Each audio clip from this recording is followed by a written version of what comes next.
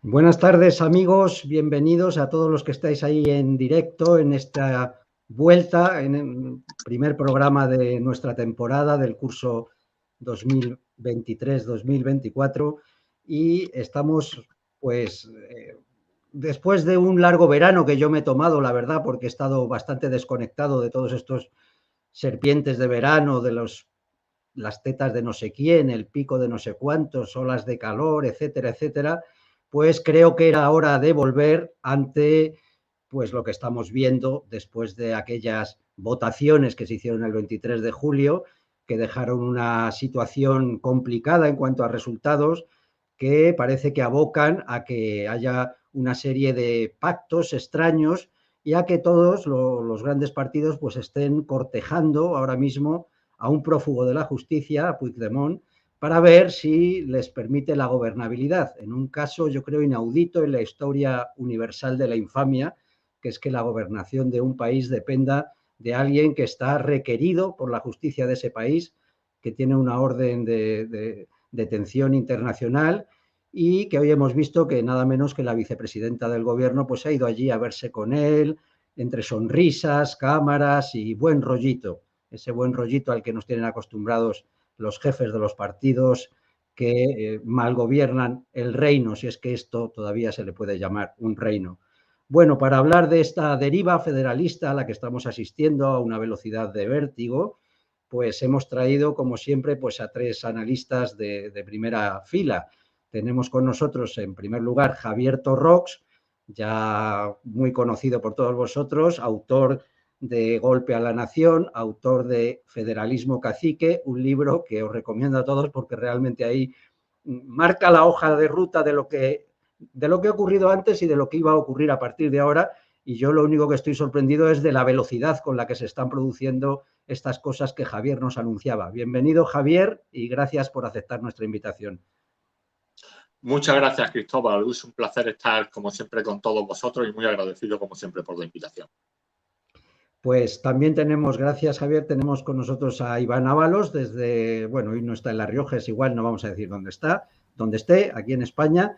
Y bienvenido, Iván, deseando escuchar también tu análisis sobre qué es lo que está pasando en España y qué podemos esperar de estas negociaciones, a qué puerto pueden llevar y en qué proceso estamos, ¿no?, de degeneración del régimen. Gracias, Iván. Buenas tardes, Cristóbal. ¿Qué tal después de este verano? Que no ha sido verano, no ha sido medio verano, porque aquí hemos dado cobertura a las elecciones, hemos tratado lo que iba a ser el resultado de las elecciones, y yo creo que lo estamos clavando, ¿eh? Dices que no vas a decir dónde estoy. Bueno, estoy en España, al fin y al cabo, de momento, allí donde esté. Dentro de España existe, de momento España existe, y yo, bueno, estoy dentro de las fronteras españolas, esté donde esté, estoy en mi casa, que no es otro que la nación española. Así que nada. Muy bien, Ábalos, gracias. Y por último, a Héctor Martín, que está mucho más lejos, él no está en España, pero como si lo fuera, lleva ahí España consigo y está en Abu Dhabi. Y bienvenido, Héctor, deseando otra vez poder escucharte con esos análisis rigurosos que siempre haces. Muchas gracias, Cristóbal. Pues sí, como bien dices, yo no estoy en España, no soy como Iván, que podría estar, por ejemplo, en el Peñón de Vélez de la Gomera, ¿no? Estoy aquí en Abu Dhabi, donde luce el sol diariamente, donde tenemos la ola de calor perpetua.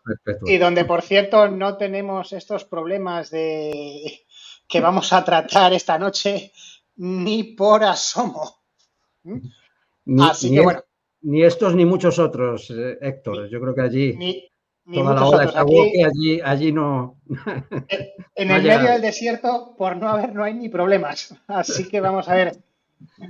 Tenemos mucho trabajo esta noche, así que vamos a ver si sacamos alguna conclusión clara y que sea útil.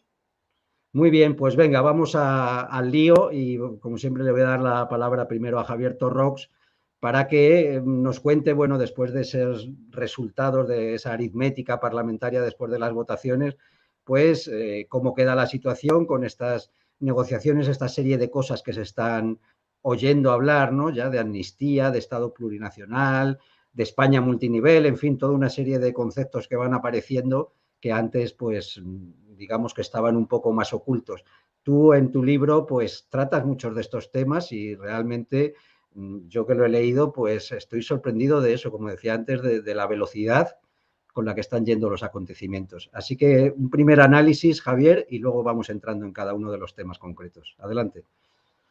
Sí, muchas gracias, Cristóbal. Pues sí, evidentemente los acontecimientos empiezan a atropellarse unos a otros y esto seguramente se debe a las circunstancias del adelanto electoral que ha propiciado que los acontecimientos empiecen a sucederse a una velocidad de auténtico vértigo.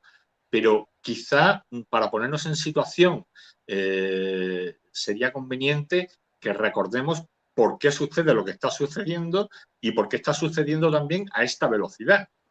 Y todo se reduce a una única cuestión, que es la ausencia de libertad política en España. Los gobernados no pueden elegir de forma directa a su gobierno y como resultado de esto, dado que alguien tiene que elegir al gobierno, ¿quién elige a ese gobierno? Pues unos señores que son como los príncipes electores del Sacro Imperio Germánico, que son media docena, y exactamente igual que en el Sacro Imperio Germánico durante 1000 años, esos príncipes electores, que son los jefes de los partidos, eligen en función de las coimas que cobran, en función de los sobornos que reciben por parte de quien quiere ser investido emperador, en el caso del Sacro Imperio Germánico, presidente del gobierno de España, en el caso de Pedro Sánchez en este momento. Y por esa razón estamos viendo cómo este señor que aspira a perpetuarse en el cargo, a continuar en el cargo, pues trata de comprar las voluntades de quien puede investirlo de ese poder. Y así estamos viendo cómo en el día de hoy, por ejemplo, el señor Sánchez ha enviado de embajadora al extranjero, a Bélgica, a negociar con un forajido, con un golpista huido de la justicia española, como es el señor Carles Puigdemont, a negociar con él la investidura del gobierno de España. Señores, el gobierno de España es elegido por terroristas convictos y por golpistas huidos de la justicia. Hasta aquí, Cristóbal, mi primera aproximación a la situación en la que nos encontramos. Gracias, Javier. Luego entramos en cada uno de esos temas. Iván, tu primer análisis de la situación creada tras las votaciones de julio. Pues en la línea Javier Torrox, en la línea que ya propuse tras las elecciones.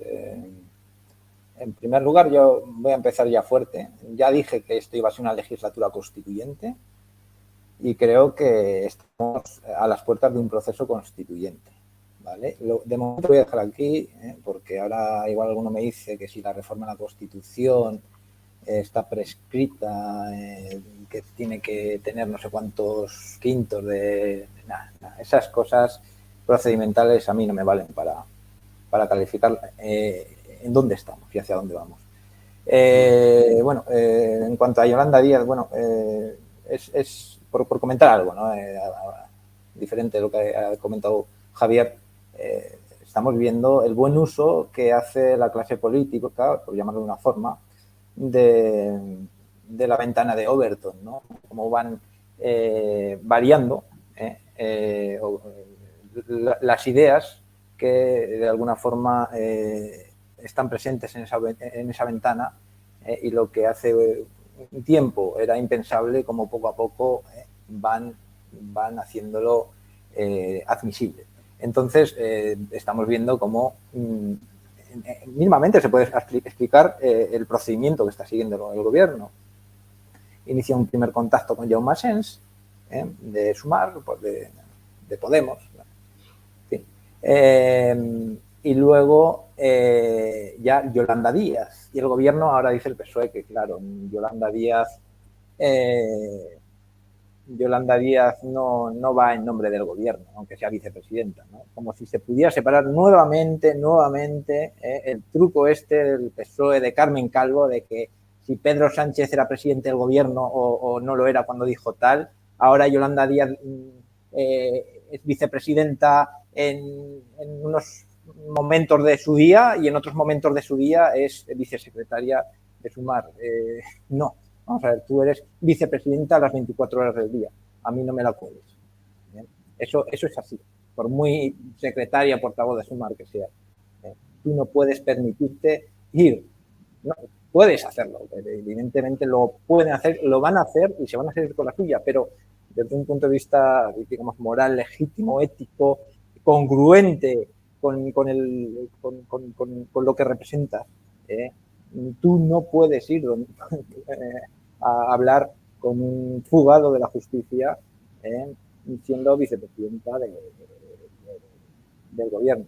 Tampoco lo podría hacer como una candidata o una persona que esté en un escaño del Parlamento, pero muy grave ya es cuando ya es el propio gobierno el que lo hace. Entonces, poco a poco van avanzando en una intención que estaba clara, y ya la dijimos aquí, que era pactar con Puigdemont, porque no se la van a jugar, no van a volver a repetir elecciones ni nada, van a ir a pactar con Puigdemont y Puigdemont se va a dejar, por mucho que parezca y se ponga muy duro, se va a dejar. Entonces, poco a poco, al final va a ser Sánchez directamente el que hable con Puigdemont y posiblemente a Puigdemont, pues, bueno, habrá que ver luego las armas, digamos, que hay, ¿no? Jurídicas, cuánto cuesta, que vuelva a Puigdemont a España y todo esto, pero creo que es muy probable la amnistía, a la cual me referiré un poquito más adelante. Y bueno, comentaba así un poco, pues eso, me quedo con lo que he empezado, ¿no? Es la ventana de Overton, cómo la utilizan y, sobre todo, muy fácil, una ventana de Overton muy fácil de cambiar esas ideas y esas cosas en una sociedad que parte de una desmoralización en términos de identidad y en términos de conciencia España, la cual cada vez es más inexistente, una sociedad como la española tan adormecida y una sociedad española que además ha ratificado, que a esto también me referiré luego, ha ratificado todas las traiciones que este gobierno ha hecho en la anterior legislatura. Esto ha dado un plus de moral al gobierno, al actual gobierno, al PSOE y el bloque Frankenstein, ha dado un plus de moral muy fuerte para hacer lo que en su momento no se veían capaces o titubeaban, ¿vale? Y lo voy a dejar ahí. Muy bien, gracias, Iván. Vamos a escuchar a Héctor en ese primer análisis y luego vamos entrando en concreto en cada uno de los puntos, ¿no? Y de alguna pregunta que están ya lanzando los espectadores. Adelante, Héctor, te escuchamos. No, está silenciado, Héctor. Sí, gracias, Cristóbal.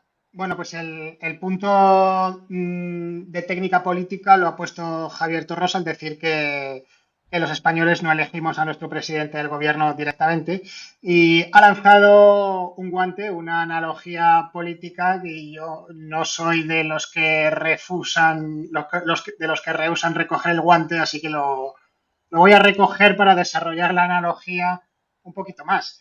Sí, es verdad que en el Sacro Imperio Romano Germánico, pues los ciudadanos no elegían a su emperador, sino que lo elegían aquellos príncipes electores, ¿no? Y lo hacían por intereses, ¿no? Y luego el Papa también, pues tenía que refrendar y tenía que apoyar, y para ello el Papa pedía dinero.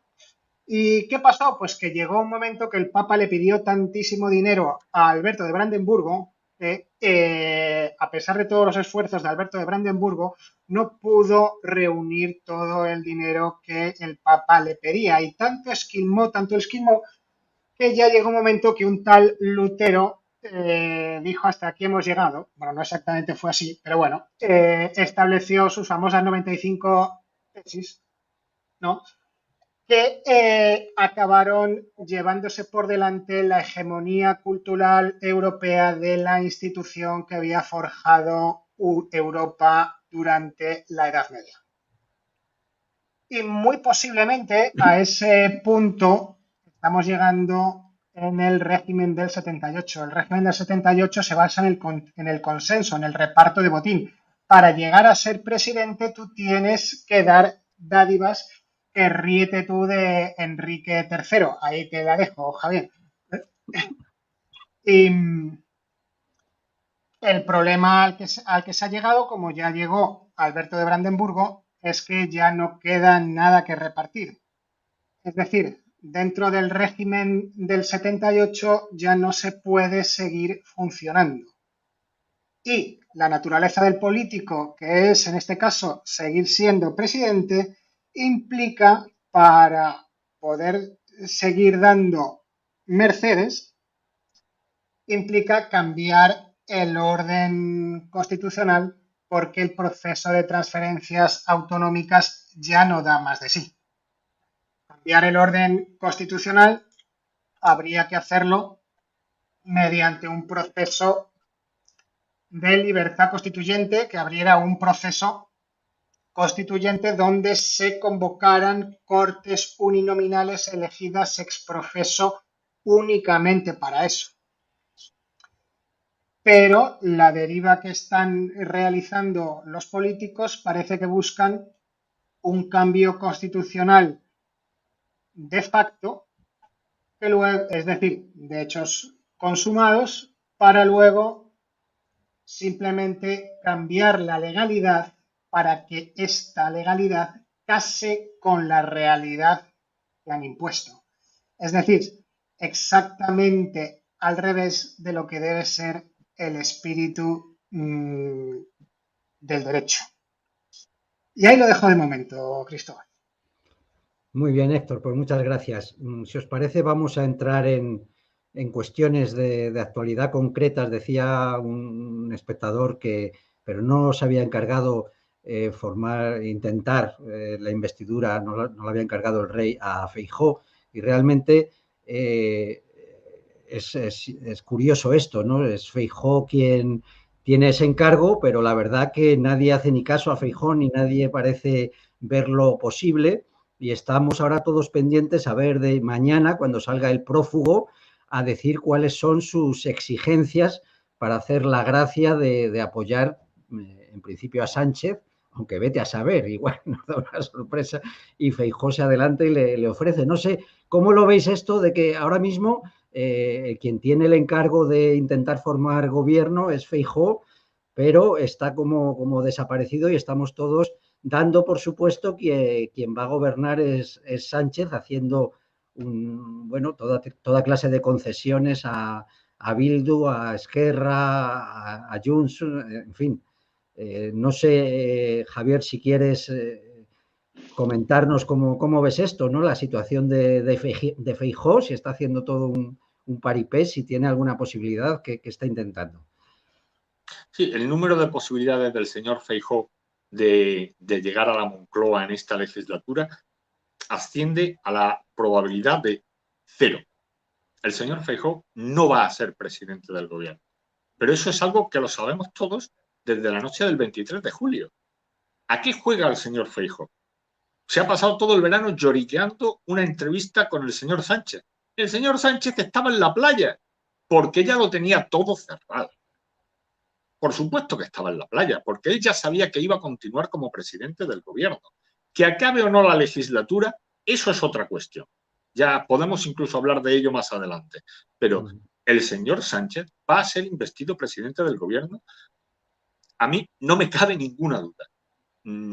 Podemos incluso plantear la posibilidad de que una vez fracasada la posibilidad de la investidura del señor Feijóo, el rey pudiera dejar pasar el tiempo, correr 2 meses para que se convoque, se disuelvan las Cortes de forma automática, según lo previsto en la Constitución, y se convoquen nuevas elecciones, pero yo creo que eso no va a suceder.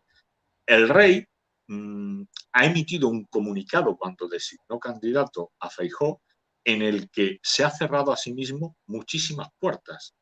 La Constitución, el artículo 99 de la Constitución, le deja al rey las manos totalmente libres para hacer lo que estime oportuno, y el rey ha emitido un comunicado en el que esa apertura de puertas se las ha cerrado de par en par y asimismo en las narices, al establecer que la designación de los candidatos a ser investidos presidentes del gobierno depende de los partidos, depende de quién tiene más o menos escaños y depende de costumbres. Pues el señor monarca se ha puesto a sí mismo, se ha hecho prisionero allí donde era libre. Ha quedado prisionero de sus propias palabras allí donde la Constitución le daba total libertad. Muy bien, vamos a ver cómo se desarrollan los acontecimientos a partir de esta prisión que se ha creado el monarca para sí mismo.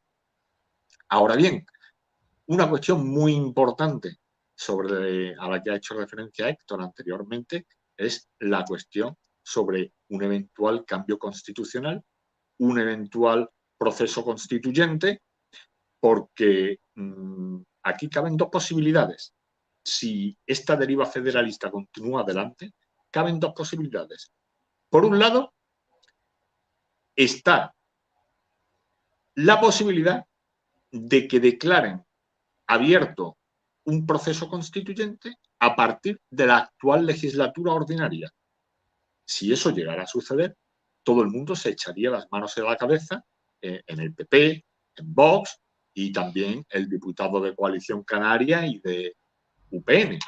Pero, amigo mío, si esto llegara a suceder, sería una repetición exacta de lo que sucedió tras las elecciones de junio de 1977.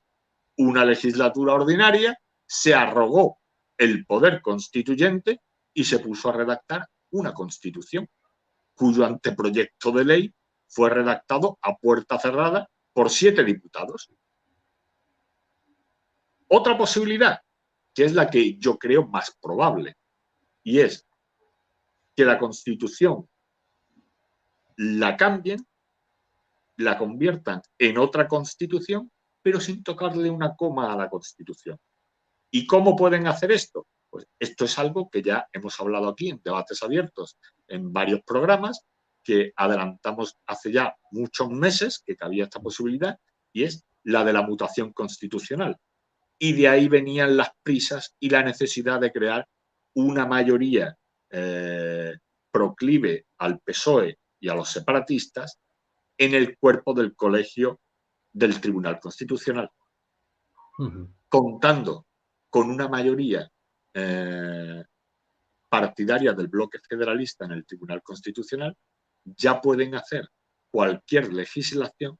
El Tribunal Constitucional a continuación la constitucionaliza, la da por válida y ya se incorpora eso al sistema, al ordenamiento jurídico español, con lo que sin tocar la Constitución la pueden cambiar. Es exactamente el mismo proceso que realizó Hitler cuando llegó al poder mediante la ley habilitante con la que se cargó la Constitución de la República de Weimar sin tocarle una coma, simplemente mediante una ley. Esa ley le dieron un rango constitucional, derribó la Constitución, le dio al Poder Ejecutivo capacidad legislativa y lo que van a hacer ahora, yo sospecho, es crear una serie de iniciativas legislativas que se van a transformar en iniciativas legislativas constituyentes y mediante distintas leyes van a ir derribando todo lo que integra la nación española, partiendo de la quinta columna federalista que se encuentra en el corazón mismo de la Constitución, en el artículo 2, cuando establece que la nación española está compuesta por nacionalidades y regiones. que ahí es donde está la clave de todo y la base jurídica con la que van a hacer saltar por los aires la integridad y la unidad de la nación española, y a partir de la cual van a justificar las Españas multinivel, las Españas plurinacionales y todo tipo de ocurrencias que puedan tener en el futuro. Pues sí, gracias Javier. Y creo que Iván, a propósito de esto que él mismo ha dicho que iba a ser una legislatura constituyente, pues quiere comentar sobre lo que has dicho, ¿no? De estas posibles vías, una vía más abiertamente constituyente o una vía más por detrás, ¿no? Utilizando esas reformas parlamentarias. Adelante, Iván, lo que quieras añadir a esto que ha dicho Sí, Javier. había levantado la mano cuando había hecho la analogía Javier Torros con la transición, pero es que luego ha dicho que lo que iba a decir yo, que va a ser una reinterpretación de la Constitución, sobre todo cuando el arma que tiene esa política es el Tribunal Constitucional, que es el poder constitucionario al cual recurres para reinterpretar la Constitución a tu gusto y para dar pie a que algo sea constitucional o no, y por tanto variar o abrir un nuevo camino, una nueva senda constitucional. Entonces, sin duda estoy totalmente de acuerdo con ello. Y tengo muy claro y cada vez más que esto va a ser vamos a estar encaminados a un proceso constituyente, llamadle constitucionario porque se hace desde el poder, pero es un proceso constituyente, ¿vale? Es un proceso constituyente iniciado por el bloque llamado Frankenstein, ¿vale? Yo vuelvo otra vez a la relación de fuerzas que en España, en la cual ahora mismo hay una relación de fuerzas de bloques, en la cual Feijóo no se ha enterado todavía de dónde vive, ¿vale? Y el bloque Frankenstein es el que se va a constituir como grupo constituyente, con fuerza constituyente para llevar a cabo e iniciar un proceso constituyente a partir del Tribunal Constitucional. Te lo venderán como una ley más, como una legislatura más, te lo venderán como sea, pero que vamos encaminados, aunque luego al final será necesario un mito fundador, y por tanto un mito fundador para dar cabida a un nuevo régimen, pero van a empezar como si esto fuera una cosa normalita de una legislatura normal, ¿vale? Eso es así. Antes, el consenso, todos a una, el Feijóo, lo que intenta un Feijóo, que has hablado de Feijóo, pues Feijóo ha hecho como si fuera Aznar cuando iba a pactar con CiU y hacía un pacto del Majestic. Entonces le investían porque era el partido más votado y el PNV y CiU le investían dándole las concesiones él de competencias o lo que sea. Pero Feijóo nos ha enterado que eso ya no funciona así en España. En España hay bloques definidos, lo hemos diciendo muchas veces. Y Feijóo está fuera. Hoy está fuera. ¡Hala! Feijóo no quiere decir que Feijóo no tenga un papel clave en todo este cambalache y proceso constituyente al que estamos encaminados. Porque Feijóo, por activa o por pasiva, está desactivando la fuerza política que tiene su bloque, al cual pertenece y al cual se niega a pertenecer, pero que pertenece. Aunque se niegue, pertenece. Eso es como cuando un español dice que no es español. Bueno, pues no eres español, pero eres español, macho. Pues igual Feijóo, tío, que tienes que ir con Vox y que tienes que darle duro a Pedro Sánchez, le tienes que dar duro al bloque de Frankenstein, al nacionalismo, a ETA, a Junts, a PNV, pues nada, no se entera. Feijóo no se entera. Entonces está desactivando la fuerza que tiene política. Eso infunde aún más fuerza al bloque Frankenstein. Una fuerza que ya he adelantado antes, que viene ya venía fuerte, ya venía fuerte porque el hecho de que este bloque haya vuelto a ganar, lo que hace es reafirmar, refrendar la política de la legislatura anterior. Es decir, todas las tradiciones que el gobierno ha hecho con por ejemplo, pactando con un partido que lleva en sus listas a personas que han pertenecido a ETA, algo impensable hace una década, hace 5 años, hace 5 años o incluso menos. Ha pactado ha indultado a los nacionalistas, ha incumplido lo que ha dicho anteriormente, ha dado el Sáhara a Marruecos, no ha declarado a Marruecos como enemigo, una cosa muy importante para que una entidad política como España pueda considerarse de facto una entidad política con poder autónomo, con capacidad política, necesita un enemigo real. Y a España no tiene un enemigo real. Marruecos es negado como enemigo para España. Pero ¿cómo España va a ser un país soberano, vamos a llamarlo así, cuando niega a sus verdaderos enemigos como son Marruecos? Todas esas traiciones, todas esas cosas que ha hecho el gobierno de Sánchez han sido refrendadas en estas votaciones, que ya Gerard Leijold habló, dijo que aquello de que el sistema proporcional era una democracia plebiscitaria, y algo de plebiscitario es, porque lo que ha hecho la población al refrendar esto ha sido decir un sí a todo lo que ha hecho anterior Pedro Sánchez. Y cuando dice un sí a todo lo que ha hecho anterior a Pedro Sánchez, todos esos posibles titubeos que en la legislatura anterior pudieron tener, ahora ya no los van a tener. Entonces, ahora el bloque Frankenstein está revestido de un poder superior, políticamente superior, constituyente. La ley del sí es sí no ha sido suficiente para tumbar a este gobierno. Este bloque va a una nueva constitución. No olvidemos que ya venían quejándose allá en 2020 el exministro de Justicia, el señor Campos, ¿no?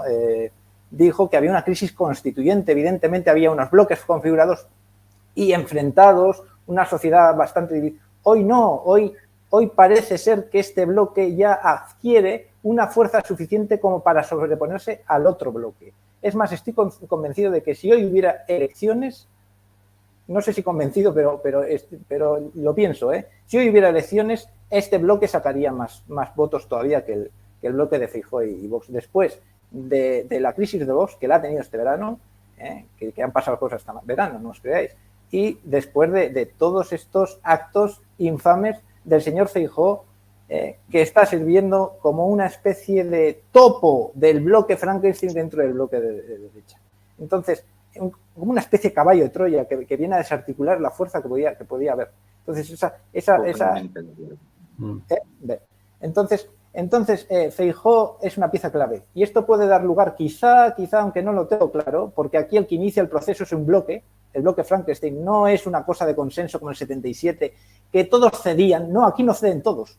Aquí no ceden todos. Que esto conlleve a un consenso futuro, porque 4 gatos de este bloque se rindan y digan, venga, vale, vamos a hacer lo que ustedes digan. Que puede pasar, vale.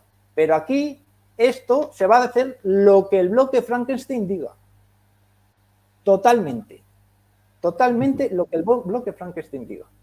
Entonces, bueno, no sé, ¿podría decir alguna cosa más? Tengo aquí cosas escritas, lo que pasa es que... Luego entramos más en detalle, vamos a escuchar a Héctor de este tema de la posible o imposible investidura de Feijóo y todas las otras cosas que habéis ido comentando, y luego no te preocupes, Iván, que habrá ocasión de que puedas entrar en más profundidad. Adelante, Héctor.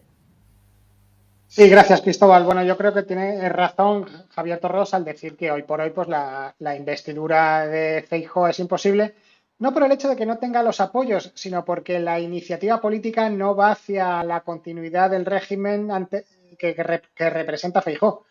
Es que el tema va ya por otro sitio, como bien han explicado tanto Javier como Iván, ¿no?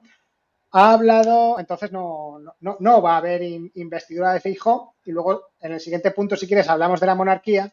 Le queda al rey, una vez, es que no se ha cerrado tantas puertas el rey, porque si fracasa Feijóo en la investidura como está previsto que fracase, el rey tiene dos opciones principalmente. O nombrar a Pedro Sánchez candidato a la presidencia del gobierno o simplemente dejar correr el tiempo hasta la repetición de elecciones sin proponer ningún candidato. Si el rey no propone candidato, no puede haber investidura. Y en ese comunicado al que se refería Javier Torrox de Casa Real, deja ver entre líneas que el rey ha tenido consultas con todos los grupos políticos con representación parlamentaria que han acudido a esa ronda de consultas. Por lo tanto, lo que entre líneas está diciendo es: si los socios de investidura de Sánchez no vienen a verme, yo no puedo constatar que Sánchez vaya a tener los votos necesarios para la investidura. Por lo tanto, Claro, puedo no nombrar a ningún candidato a presidente y simplemente dejar correr el tiempo hasta la repetición de elecciones. La decisión es de Su Majestad y solo de Su Majestad.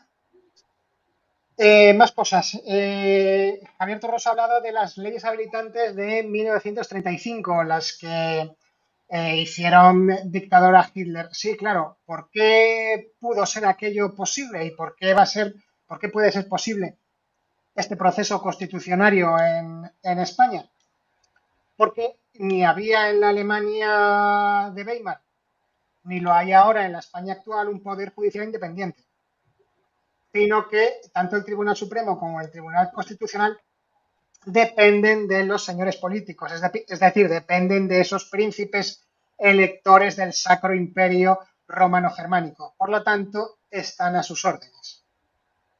Por lo tanto, la causa raíz de que estos príncipes electores puedan cambiar la Constitución está en la propia Constitución, que no controla el poder de estos príncipes electores.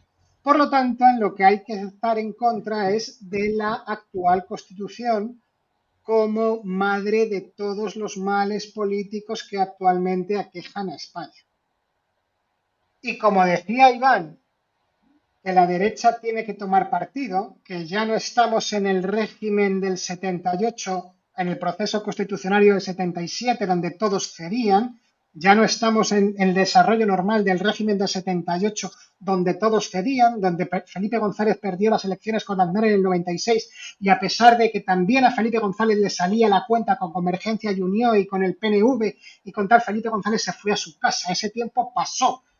A día de hoy, Felipe González hubiese luchado por una investidura con la aritmética electoral del año 96.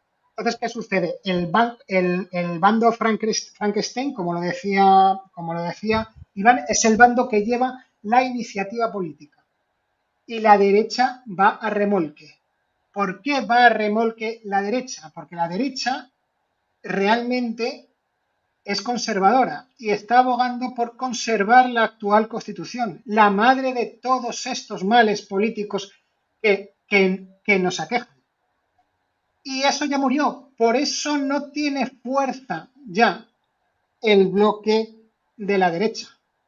Por lo tanto, la derecha tiene que tomar una decisión.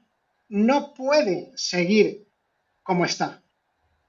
En la derecha, durante la legislatura de Mariano Rajoy ocurrió una cosa históricamente muy importante. Mariano Rajoy destruyó la gran obra de Manuel Fraga y Iribarne.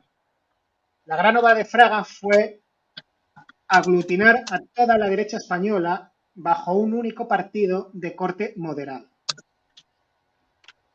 Eso fue lo que rompió Mariano Rajoy al escindir el Partido Popular tanto por la derecha como por la izquierda. Y eso es lo que está en la base de la actual división de la derecha española. Pero la derecha española tiene que encontrar un objetivo. Está sin objetivo. El bando Frankenstein, como decía Iván, no tiene oponente. Únicamente hay un candidato de paja a la investidura que le quedan 2 telediarios. ¿Quién vendrá después? ¿Vendrá Ayuso o vendrá otra cosa? pero que nadie tenga ninguna duda de que en política, cuando se produce un vacío, como se está produciendo en la derecha, ese vacío es inmediatamente ocupado por alguien. Abascal está teniendo problemas. No se está abanderando, no se está destacando como abanderado de la derecha. Está yendo también a remolque. La derecha tiene que entender, como ha entendido la izquierda, que la Constitución del 78 está muerta y que hay que proponer algo más, algo distinto. Nuestra propuesta es unas Cortes Constituyentes, unas elecciones a Cortes Constituyentes por distrito uninominal elegidas ex professo para eso. Y que esas Cortes con los representantes del pueblo hagan una nueva Constitución que separe los poderes, que separe el legislativo del ejecutivo, que haya elecciones legislativas y que haya elecciones presidenciales para evitar estos cambalaches que estamos viendo con la investidura. Y que la nueva Constitución instituya un poder judicial independiente, de modo que los gobernantes no puedan hacer los biribirloques legales que están haciendo para echar abajo la actual Constitución. Esa es nuestra propuesta. ¿Quién coge nuestra propuesta? ¿Quién estudia nuestra propuesta? ¿Quién apoya nuestra propuesta? ¿Quién tiene una propuesta mejor que la nuestra? Que no sea el caciquismo, que no sea el robo, que no sea la estafa política. ¿Quién la tiene? Que levante la mano. ¿Quién tiene una alternativa a lo que estamos proponiendo aquí? Si alguien tiene una alternativa, es el momento. Si nadie tiene ninguna alternativa, es el momento de unirse a esta propuesta. Tanto los votantes del bloque de la derecha como los votantes del bloque de la izquierda. Señores votantes, ustedes en el régimen político actual, cuando votan, no deciden absolutamente nada. Hemos visto que con la aritmética parlamentaria que ha salido de las últimas votaciones, puede haber muchos votantes de derechas que dijeran, si en lugar de haber votado a Vox hubiese votado al Partido Socialista, resulta que el Partido Socialista no tendría que pactar con los nacionalistas para gobernar. Es decir, no existe la representación proporcional tan cacareada del régimen del 78. Eso es una filfa, eso es una mentira, eso es una ficción. La única representación política que puede existir es la representación política uninominal de distrito, que es la que nosotros proponemos tanto para elegir las Cortes Constituyentes que hay que elegir a partir de ahora, como en el régimen político que saldría de esa Constitución. Cortes uninominales de diputado de distrito y presidencialismo. Esa es nuestra propuesta. El que la puede mejorar, que la mejore. Como decía aquel del Colón, busque, compare y si encuentra algo mejor, cómprelo. Gracias, Héctor. Sí, desde luego nuestra propuesta ya la conocen, yo creo, nuestros espectadores de sobra. La cuestión es qué fuerza hay, ¿no?, para llevarla adelante. Iván creo que ha pedido la palabra respecto de alguna de las cosas que has dicho, así que te escuchamos, Iván, antes de pasar al próximo bloque. Bueno, y Javier, si quiere decir algo al respecto de lo que habéis comentado, pues también. Iván, adelante lo que quieras comentar. Para terminar el bloque por mi parte, ya que habéis comentado el funcionamiento nefasto y antidemocrático de este régimen, un aspecto que yo creo que no se ha comentado y que va al hilo con lo que comenta Héctor, en referencia a la inexistencia de la representación, y es el papel del partido más votado, en este caso el partido más votado en la época del consenso, en este caso en la época de estos bloques, el partido más votado, el bloque PSOE, que es el PSOE, en el bloque Frankenstein, no tiene ideología, le da igual todo, con tal de gobernar. O sea, hay una esencia fascista totalmente contraria a la representación política que está dentro de la esencia y de la naturaleza de este régimen, donde es el partido a gobernar el que concede a los partidos pequeños, incluso fíjate que Junts y RC han sacado una cuota de poder mínima. Yo no sé si hace cuántos años que sacaban tan pocos votos RC, Esquerra Republicana y Junts per sí, y ahora tienen más poder que nunca para imponer sus preceptos ideológicos. ¿El PSOE tiene preceptos ideológicos? No. Solamente tiene un objetivo, que es conseguir el poder en España, igual que el PP. Y esto funcionaba en una época o en otra. Me he referido al consenso, como la de ahora es igual. Lo que pasa es que antes gobernaba el partido más votado, ahora ya no. Es el partido más votado de cada bloque el que gobierna. Entonces, el PSOE, si tiene que hacerse nacionalista, se hace nacionalista. Bueno, ha comentado, yo no sé si ha dicho la iniciativa política, Héctor, refiriendo al bloque Frankenstein, que tiene iniciativa política, vale, bien, pero la iniciativa política dentro del bloque Frankenstein no la tiene el PSOE. El PSOE tiene el objetivo político de gobernar, pero la iniciativa la tiene ahora mismo Junts per Sí, PNV se está subiendo al carro. Esos dos partidos que tienen una cuota pequeñísima de poder están dirigiendo a España. Y es un aspecto que creo que no se ha comentado y es muy necesario para comentar y para poner de relieve y denunciar en qué consiste este abyecto régimen de poder español que nos está llevando a la ruina. Entonces, bueno, esa era mi observación antes de pasar de bloque. Ok, gracias, Iván. Javier, no sé si querías tú también añadir algo a todo esto. Adelante. Sí, me gustaría hacer alguna pequeña matización, una respecto a lo que estamos llamando el bloque Frankenstein. Yo no soy muy partidario de llamarlo el bloque Frankenstein. Frankenstein es una novela maravillosa escrita por Mary Shelley, que relata un proceso por el que el hombre, creyendo ser un nuevo Dios, crea una nueva vida. De hecho, el subtítulo de la novela es Frankenstein o el moderno Prometeo, en referencia al héroe que trató de emular a los dioses y de darle a los hombres la llama de la vida, por lo que fue condenado a ser todos los días devorado por un águila y demás. Bueno, no entremos en eso.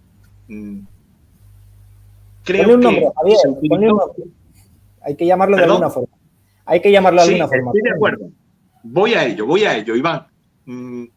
Se empezó a llamar gobierno Frankenstein al gobierno de coalición de la pasada legislatura. No recuerdo quién fue exactamente quien inició este apelativo. Creo recordar que fue Cayetana Álvarez de Toledo, pero no estoy muy seguro. En cualquier caso, yo creo que llamar gobierno Frankenstein o bloque Frankenstein no es descriptivo desde el punto de vista político. Simplemente quiere expresar una fealdad en este gobierno porque pueda estar compuesto de trozos de muertos, de zombies y de algo muy feo. Pero yo creo que ahí falta algo y yo creo que eso lo podemos suplir llamando a este bloque por lo que en realidad es desde el punto de vista político. Yo lo llamo bloque federalista, porque su objetivo, a fin de cuentas, es la liquidación de la nación política española mediante su reparto. No es que ellos se propongan, porque sean unos malvados, romper la nación política española. No, es que el régimen del 78 les empuja a ello porque el reparto tiene que continuar, como han dicho anteriormente tanto Héctor como Iván, y es algo que hemos dicho en otros programas anteriores. El sistema del 78, del consenso, se basa en el reparto. Y dado que el reparto del Estado ya ha concluido, ya no queda nada que repartir, hemos pasado al reparto de la nación, que es algo que también anunciamos aquí hace muchos meses y que es también una de las cuestiones nucleares de mi libro, disculpadme que me cite a mí mismo, del libro Federalismo Cacique. Es el reparto de la nación. Ha concluido el reparto del Estado. Lo que ahora empieza es el reparto de la nación. Por eso yo creo que es más apropiado llamarlo bloque federalista. Quizás no sea absolutamente descriptivo del propósito último que puedan tener todos y cada uno de los integrantes de este bloque, pero sí que es descriptivo del resultado de conjunto al que nos llevan los integrantes de este bloque por sus ambiciones privadas, sus ambiciones políticas y las ambiciones personales que puedan tener cada uno de sus miembros. No se llega al reparto de la nación porque Pedro Sánchez quiera matar a la nación española porque sea un malvado. No. Como he dicho antes, necesita repartir la nación porque no tiene otra cosa que dar. Y tiene que seguir comprando a sus príncipes electores, si continuamos con la analogía del Sacro Imperio Romano Germánico. Aquí continúa el señor Sánchez, que es un reyezuelo de hecho, y él quiere ser rey de derecho, quiere ser emperador de hecho. Él quiere acometer como Alfonso X el Sabio, el fecho del imperio. Él quiere ser el rey de derecho de los caciques españoles y mantener a Felipe VI, si lo mantuvieran, pues en un puesto honorífico de emperador de los caciques, porque si esto se convierte en caciquerías, en estados y en naciones, cada una de las comunidades autónomas, pues un rey de una monarquía federal, pues esto sería un emperador. Las monarquías federales, esto es un emperador, sería un emperador de caciques. Pero bueno, dejando esto aparte, quiero puntualizar un par de cuestiones más. Estoy totalmente de acuerdo con el análisis que ha hecho anteriormente Iván acerca de que el señor Feijóo se ha constituido a sí mismo en un caballo de Troya que está desactivando por completo la iniciativa política del corpus político llamado a combatir la federalización de España. El corpus político que tradicionalmente habría de defender y plantar cara a este bloque federalista en defensa de la unidad y de la integridad de la nación política española como salvaguarda última de las libertades públicas y derechos fundamentales de los españoles, porque a fin de cuentas la nación política es la fuente última del derecho, más allá de que lo puedan ser la ley, la costumbre y los principios generales del derecho, como dice el Código Civil. En último término, estos tres supuestos proceden en último término de la nación política española. Y yo creo, como ha dicho Iván, estoy totalmente de acuerdo con él, en que el señor Feijóo se ha constituido, se ha erigido en el desactivador, en el neutralizador de cualquier movimiento de oposición a la tendencia del bloque federalista.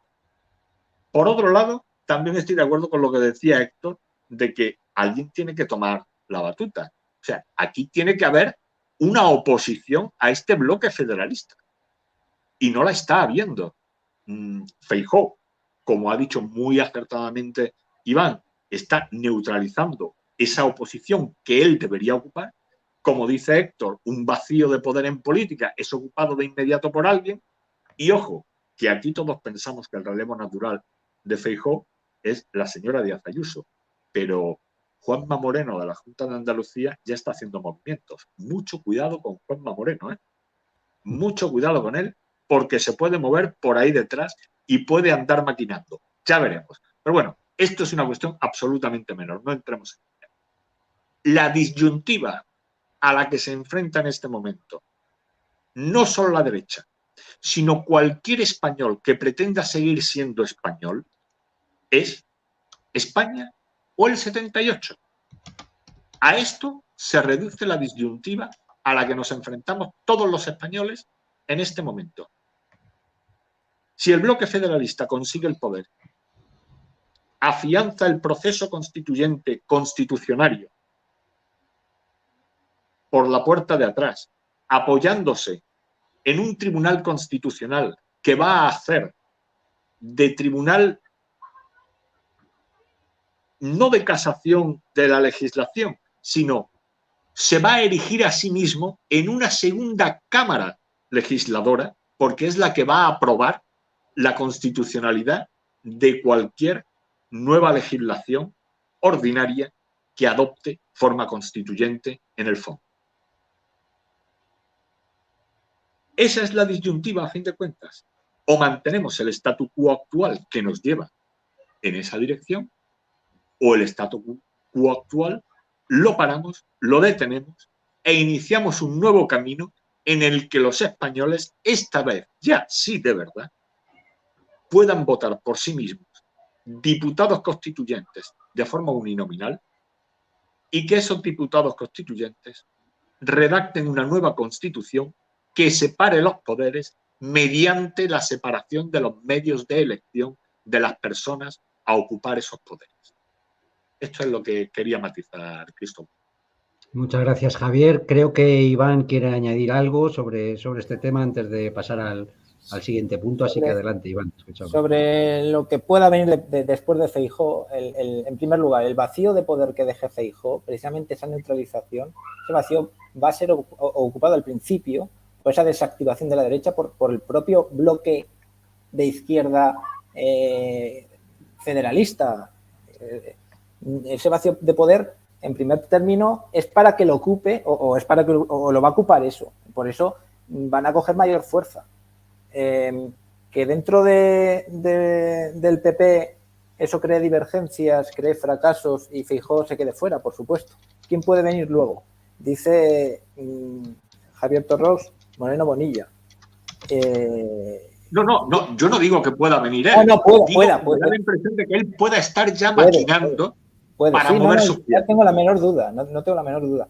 Y ojo, porque Feijóo viene de Galicia, que es Galicia. Además, yo creo que el PNV inteligentemente, no sé si el PNV se refirió precisamente a Galicia como región histórica, pero sí que dijo región histórica. Cuando fue Feijóo a hablar con el PNV hace una semana o así, habló de esto de dar autogobierno, ¿no? a las comunidades históricas, ¿no? Entonces, ojo que Galicia está considerada siempre como una comunidad histórica.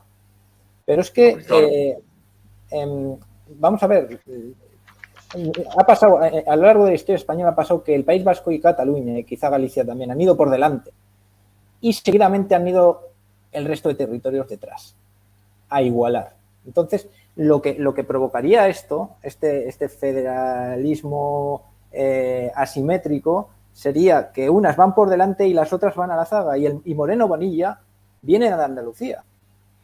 Entonces, posiblemente sea otro desactivador hasta cierto punto de la derecha, Moreno Bonilla, porque no hay que olvidarse de una cosa. El autonomismo está operando en los partidos de la partidocracia. El autonomismo está operando dentro de los partidos y las ambiciones que genera el propio autonomismo, el sistema autonómico de por sí, de poder, esas ambiciones, están dentro de los partidos de la partidocracia, en tanto que órganos estatales y congruentes con la naturaleza del Estado, en este caso, sistema autonómico.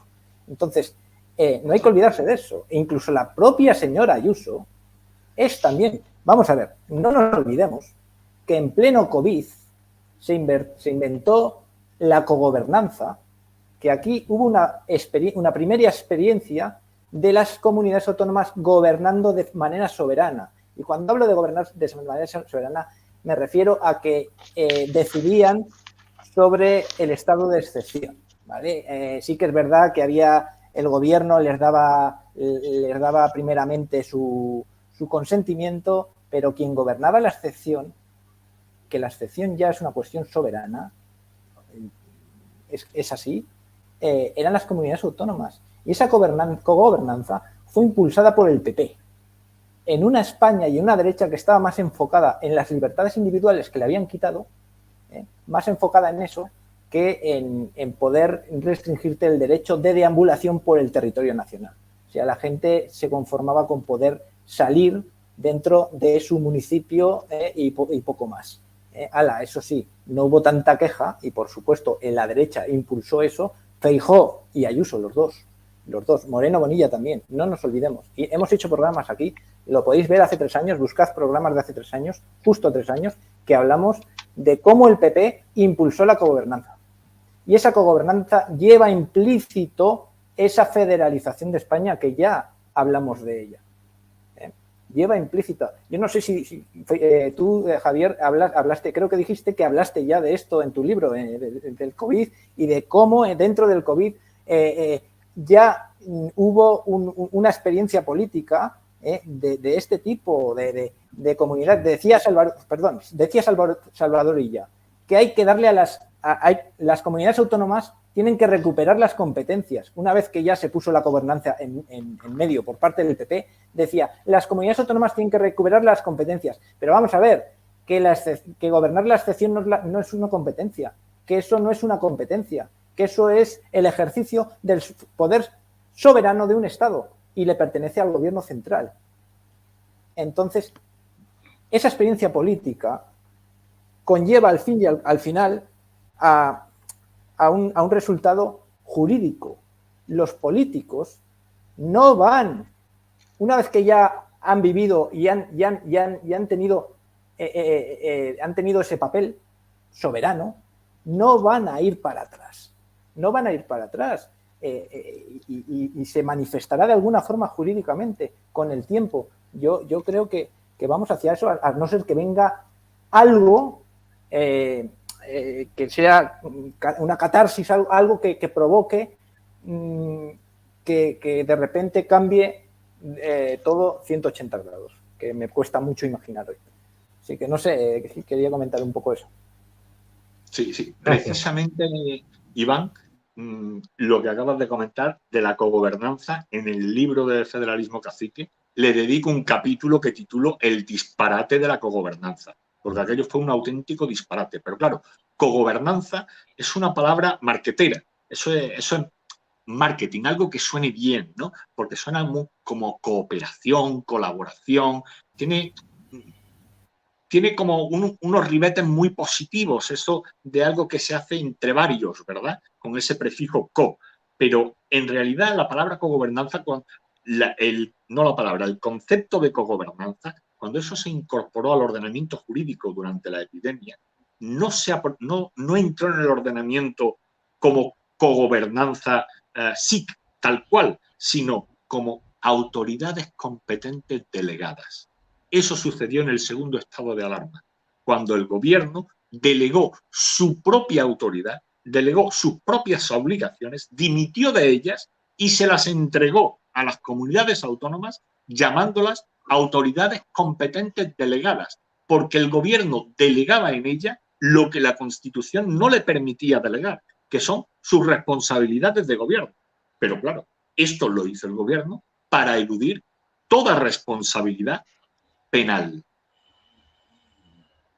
¿Qué es lo que hizo para eludir esta responsabilidad penal? Pero con el consentimiento del PP, perdón, y con iniciativa del PP, ¿eh? Por supuesto que no con iniciativa del PP, porque eso estaba en el Real Decreto del segundo estado de alarma, redactado por el gobierno y no por el PP. Permíteme un momento. El PP tuvo la iniciativa política porque el PSOE, cuando se desconfinó, lo hizo centralizadamente y fue el PP cuando alzó la voz para que tenía que haber cogobernanza y cooperación entre las comunidades autónomas. Yo, de verdad, para mí fue el PP. El PP fue el iniciador. Ahora, el PSOE encantado, que vio por ahí una puerta para... Pues sí, pero yo ahí culpo a la derecha, al PP. No.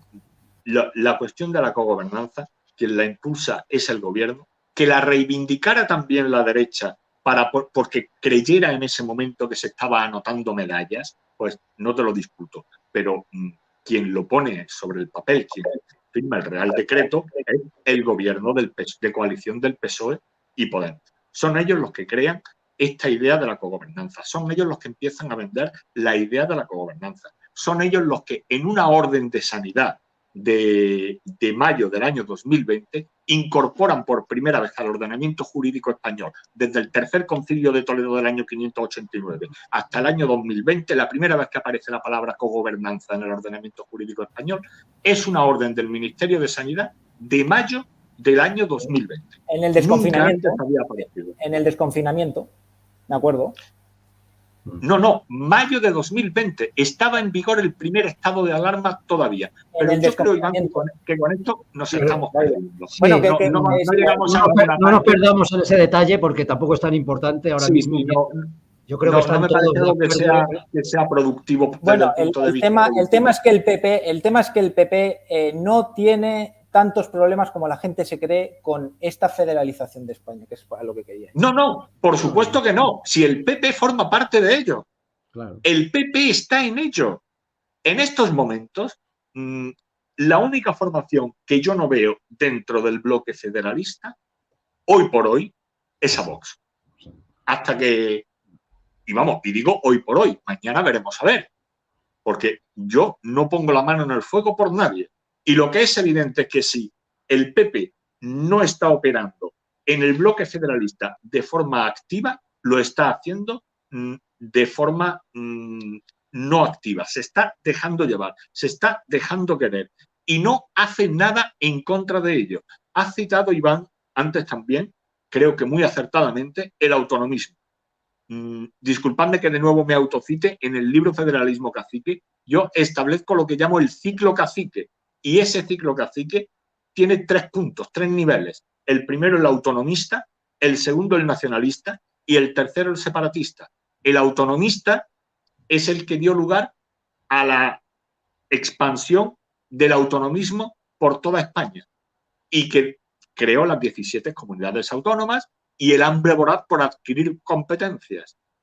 El nacionalista es el que ya quiere cada vez más competencias y el separatista es en el que estamos a punto de entrar. Estamos a punto de entrar en el ciclo último, el separatista, en el que las distintas comunidades autónomas ya declaran formalmente que quieren crear estados federales, ya sean federales o confederales. No entro tampoco en ese debate que creo que es estéril. La cuestión es que esto supondría la liquidación de la unidad y de la integridad de la nación política española. Eso es lo esencial. De hecho, yo creo que el golpe a la nación del año 2017 fue un ensayo del inicio de este último punto del ciclo cacique, del ciclo separatista. Muy bien, Javier, muy interesante todo esto que habéis comentado. Vamos a, si os parece, a avanzar en los temas. Yo os quería hacer referencia a esto que decía García Trevijano, de que la corrupción del lenguaje es siempre indicativa de una corrupción política detrás, ¿no? Y yo creo que estamos viviendo esa corrupción del lenguaje continuamente. Oímos hablar de España multinivel, oímos hablar de un Estado plurinacional donde existen no sé cuántas naciones, todas menos la española.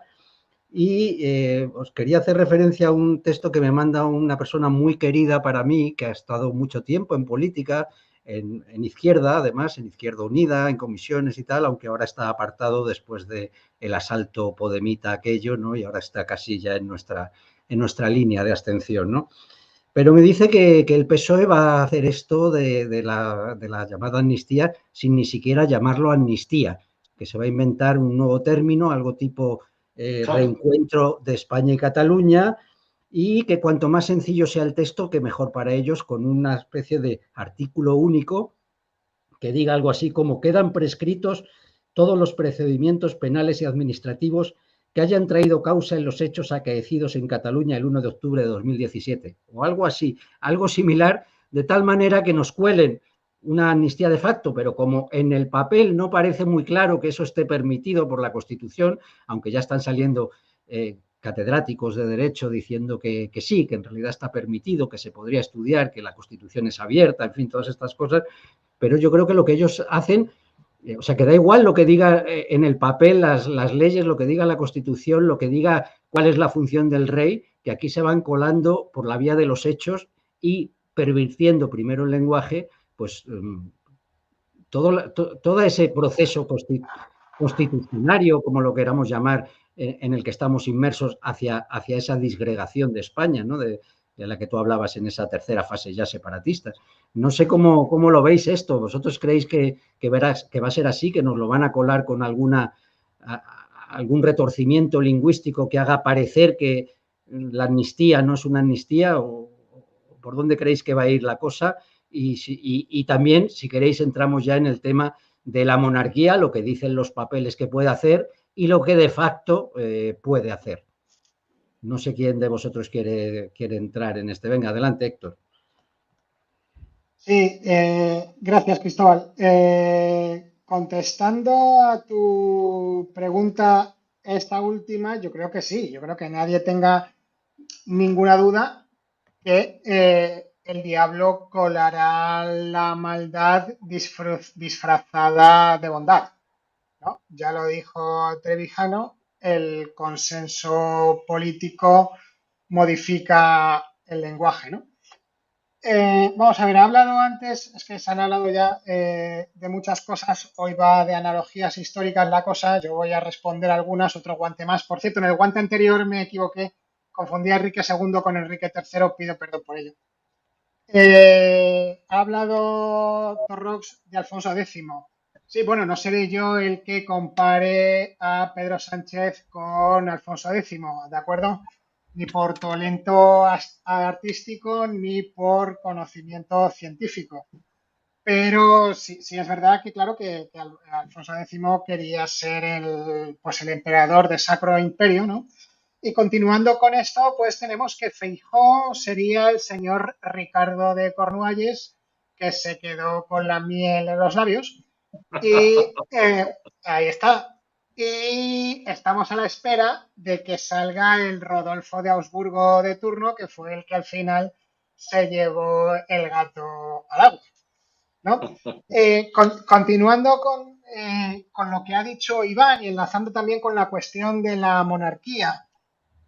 Al inicio del programa, Iván también ha comentado que este nuevo constitucionalismo necesitaría un mito fundante, ¿no? ¿Podría ser ese mito fundante el derribo de la monarquía? La última vez que se derribó a la monarquía en España fue en 1931. Recordemos que Doña Virtudes, más conocida como la reina María Cristina, madre del rey Alfonso XIII, había muerto en 1929 en el Palacio Real. Y fue una mujer muy inteligente que representaba mucho simbolismo, y no fue hasta la muerte de esta señora, una reina consorte extranjera, hasta que el republicanismo tomó fuerza con la caída de la dictadura de Primo de Rivera. Don Juan Carlos nace en el año 1938, lo cual significa que tiene 84, si no, 83 y 2, 5, 85. 85 años. Lo cual significa que tiene 85.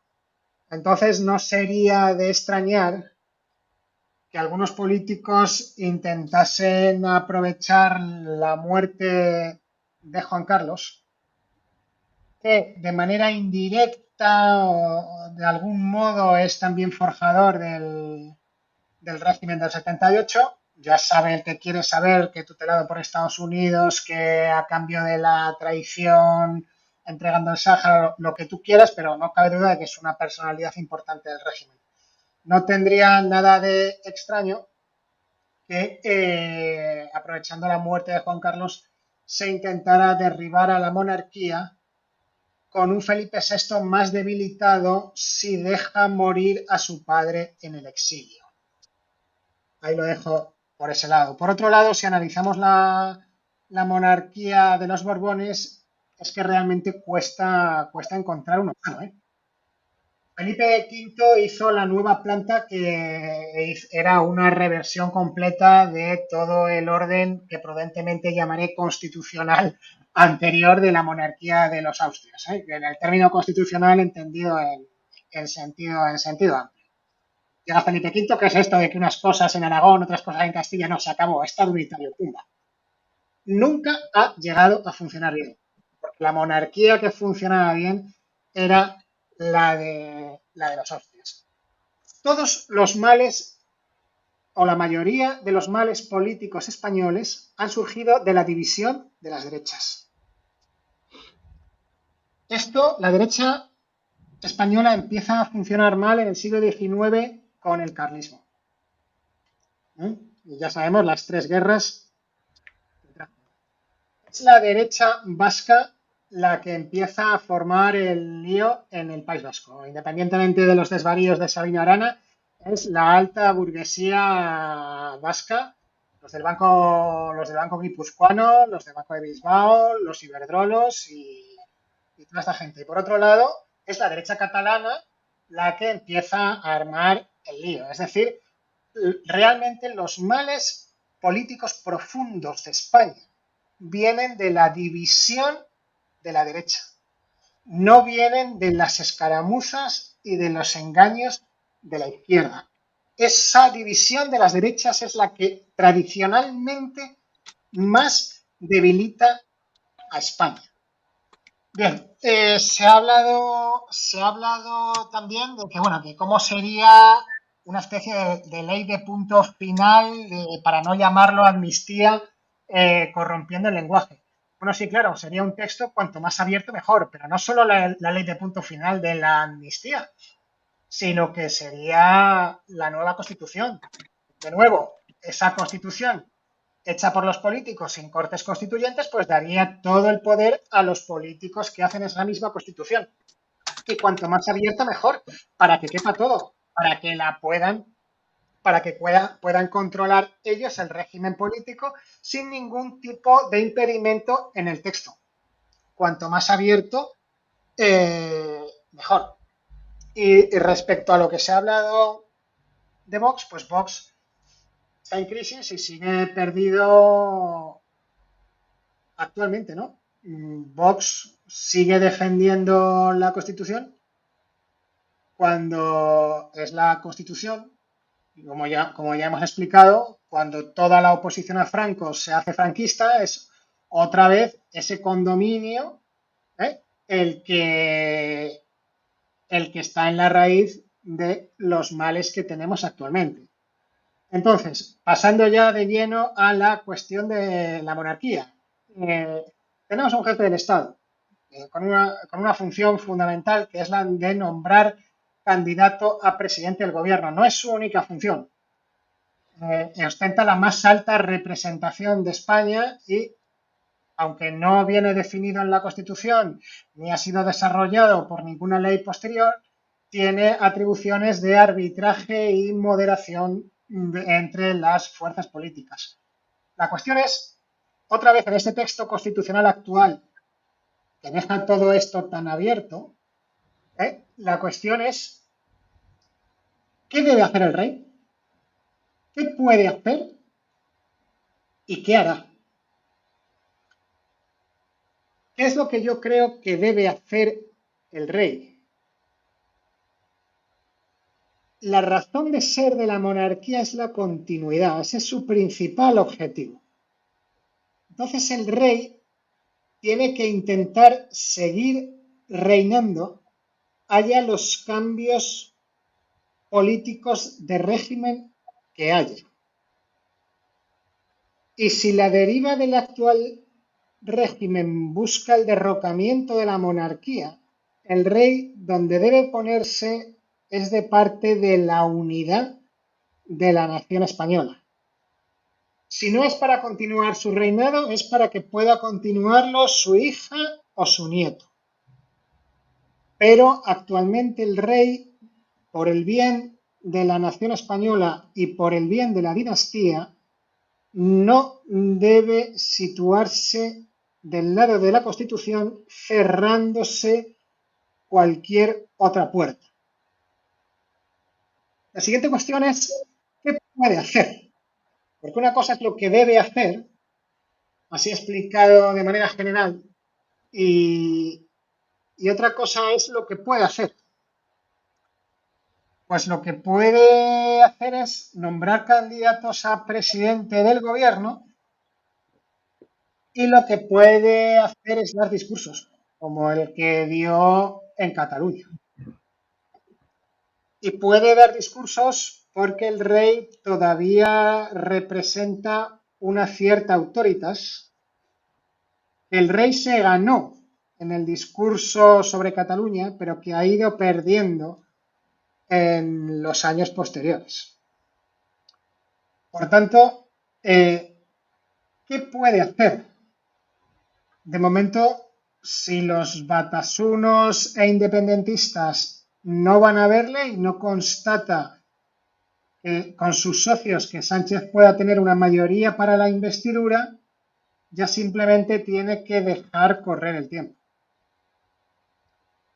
Yo creo que no debe nombrar candidato a Pedro Sánchez si sus socios no van a verle.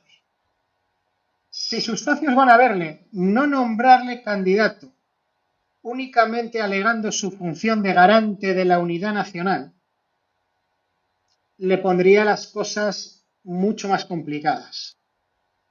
Que yo creo que realmente es lo que hace en el comunicado, ¿eh? Les dice, si queréis ser presidente, tenéis que venir a verme. Y no soy yo el que va a ir a veros a vosotros, sois vosotros los que tenéis que ir a verme a mí. Y eso es lo que dice en ese comunicado. El comunicado es muy complicado. Entonces, pues así veo yo la cuestión de la monarquía. Otra cosa es lo que el propio Felipe VI esté pensando. Hasta dónde lleguen sus principios, si los tiene. ¿Él desea realmente pasar a la historia como un gran rey? Aunque no tenga éxito, pero que hizo lo que tenía que hacer y murió con las botas puestas. ¿O únicamente va a esperar a que su padre muera en el exilio y disfrutar de su fortuna? Porque una renuncia a la herencia en vida no tiene validez jurídica. Eso solamente está dentro de la cabeza del rey y los españoles nos iremos enterando poco a poco de cómo es este rey. Pues gracias, Héctor. Me han pedido la palabra tanto Javier como Iván, o sea que no sé cuál de los dos. Venga, vamos a darle la palabra a Javier y luego a Iván. Adelante, Javier. No, está silenciado, Javier, perdón. Ahora. No, se ha silenciado. Ahí. Ahora. Sí, muchas gracias, Cristóbal. Sí, yo creo que la cuestión del rey es bastante espinosa. Ha expuesto Héctor brillantemente un abanico de posibilidades del ser, del deber ser y lo que podría llegar a ser. Como ha dicho muy bien, lo razonable es que el rey realice actos tendentes a mantener su posición política.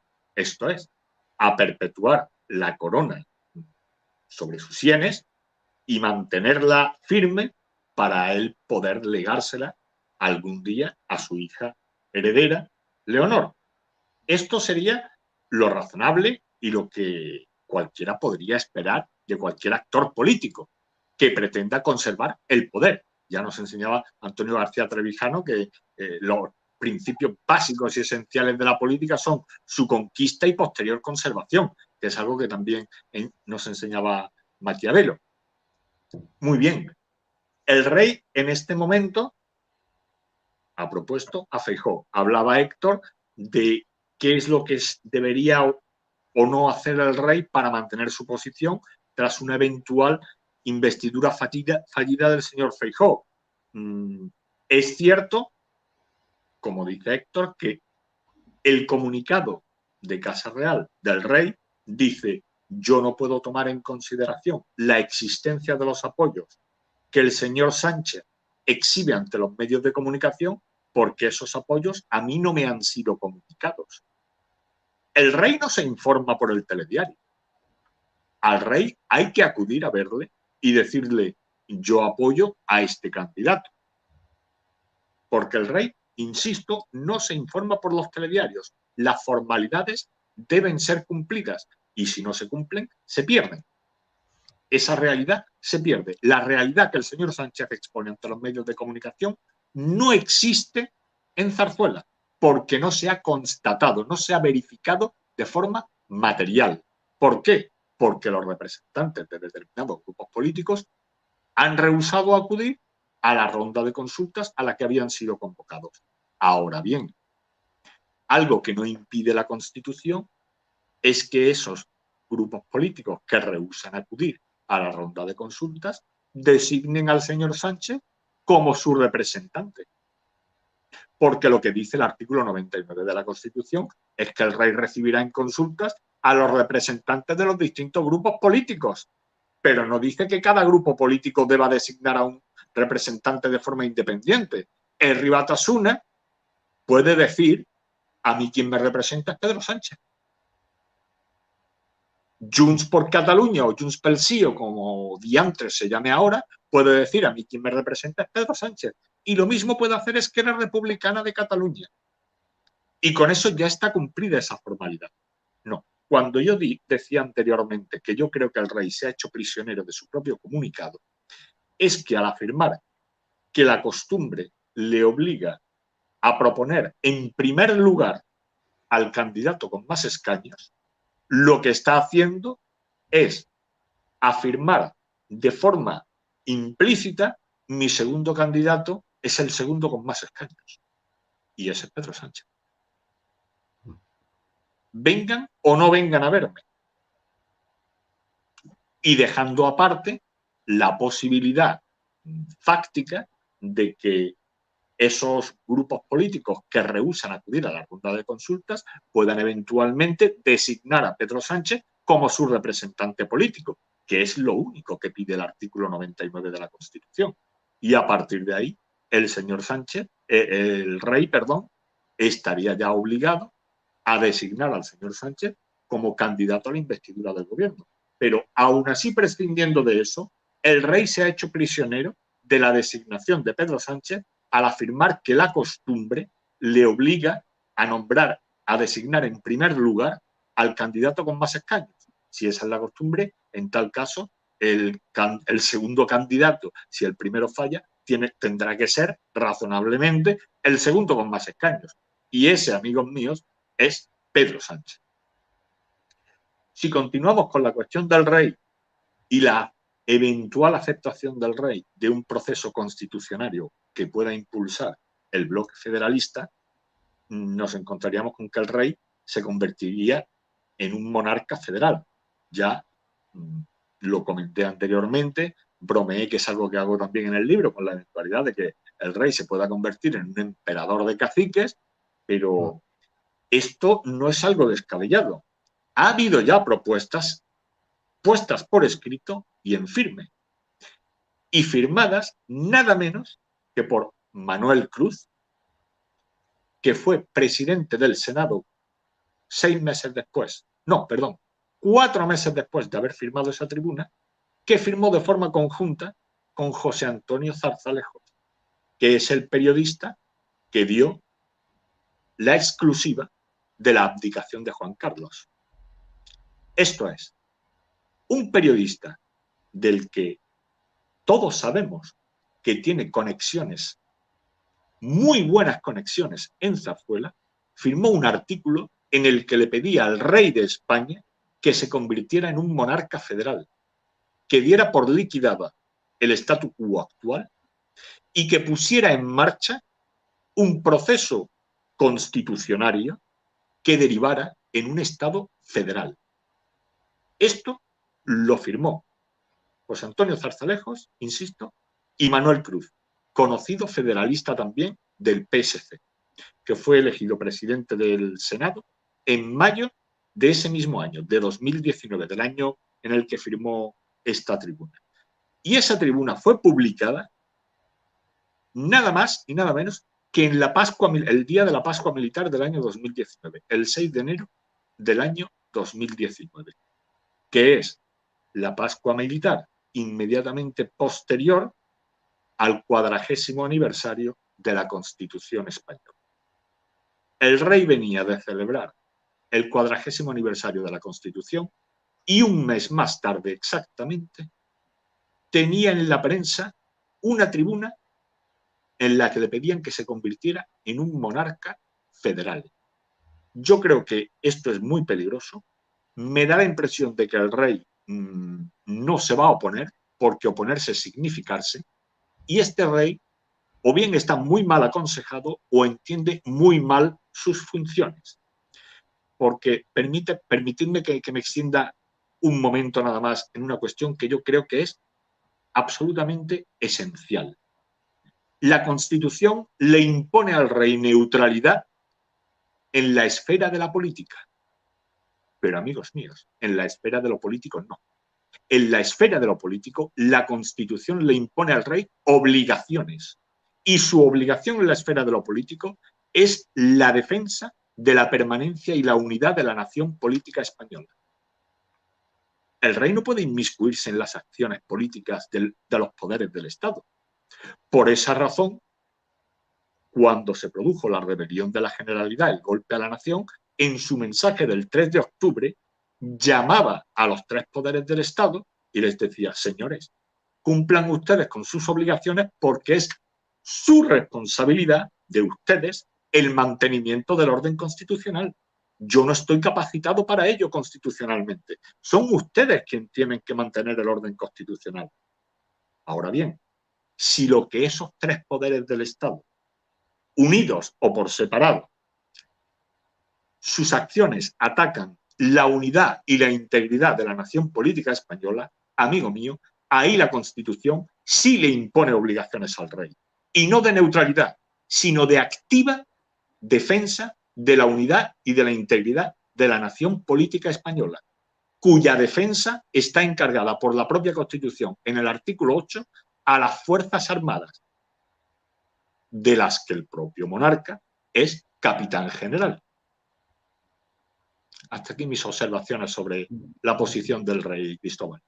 Gracias, Javier. Y de todas formas, yo sí os quiero comentar en fin, que todas esas cosas están sobre el papel, efectivamente la función de las Fuerzas Armadas, pero en fin, vivimos en el reino del como sí, donde vemos, pues eso, una vicepresidenta que se va a ver a un prófugo de la justicia, gente que ha sido condenada en firme y que a los 2 días es indultada incumpliendo todas las promesas electorales de aquel que los indulta. Vemos condenados por el Tribunal Supremo por delitos gravísimos y que ya con pena marcada de prisión y que tienen que entrar a prisión, les vemos en la playa en verano, me refiero a Griñán y a otros casos que hay también del PP, etcétera. Es decir, en España da igual la norma, el régimen se autoindulta y hace lo que le da la gana. Yo no sé si Iván va a ir un poco por ahí en cuanto a la función de lo que el rey puede hacer o de lo que el rey realmente va a hacer, porque yo creo que aquí poco importa que la Constitución, bueno, eso que llaman Constitución, esa carta otorgada, diga que son las funciones del rey o diga que son las funciones del ejército. Aquí se hace de su capa un sayo, hacen los gobernantes. Iván, no sé cómo lo ves tú, si tú crees que hay alguna opción de que el rey nos dé alguna sorpresa y que efectivamente cumpla lo que los papeles dicen que él puede hacer, que ejerza, ¿no? Aquellas potestades que, según los papeles, tiene. El tema no es lo que el rey haga, sino el resultado de lo que en el papel pone. Es decir, el rey puede emprender, y me parece totalmente legítimo, y ojalá lo haga, una vía legal, vigente, constitucional, prescrita, que esa sería su arma para enfrentarse a esto, pero no para terminarlo. Ese es el tema. No tiene capacidad de terminar políticamente con el problema que hay. Volviendo al poder constituyente y a la formación, a la constitución del régimen de poder. Un régimen de poder se constituye por la fuerza del poder constituyente, no por la legalidad vigente, no por la fuerza de la legalidad vigente. El poder constituyente puede a eso. No digo que el rey, haciendo uso de eso, no vaya a tener un efecto político y pueda de alguna forma enfrentarse a esto. Y quizá, quién sabe si igualar un poco las fuerzas, porque sí que es verdad que reactivaría bastante las fuerzas en el bloque de la derecha. Pero también habría que ver la respuesta por parte del otro bloque, fuera de los cauces jurídicos y sin repercusiones. O sea, yo no sé si el rey de España, y no lo creo, es una forma de decir, es una pregunta retórica, yo no veo al rey con talante para embarcarse en esa lucha política que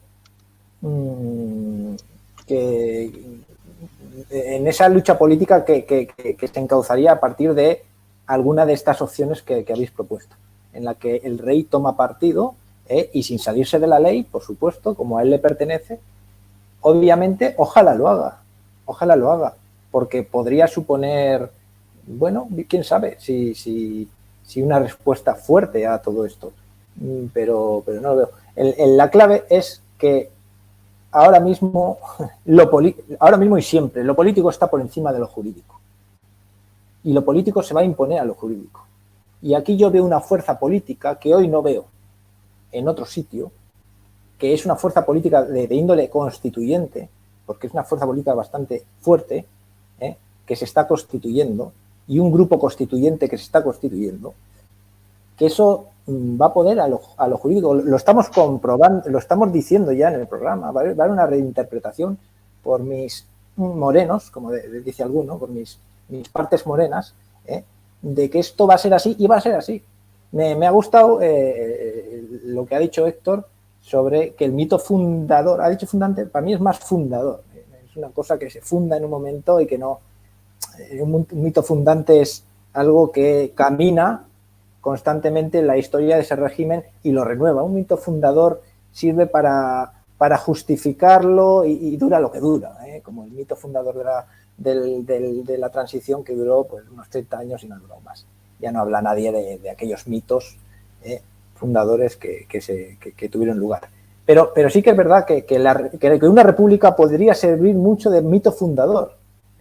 Y es una cosa con la que este grupo constituyente que está formándose, que es republicano, y es republicano, me refiero a su base social. La base social es republicana. El PSOE es republicano y monárquico según le dé, pero la base social es republicana. Y va a tener mucho apoyo.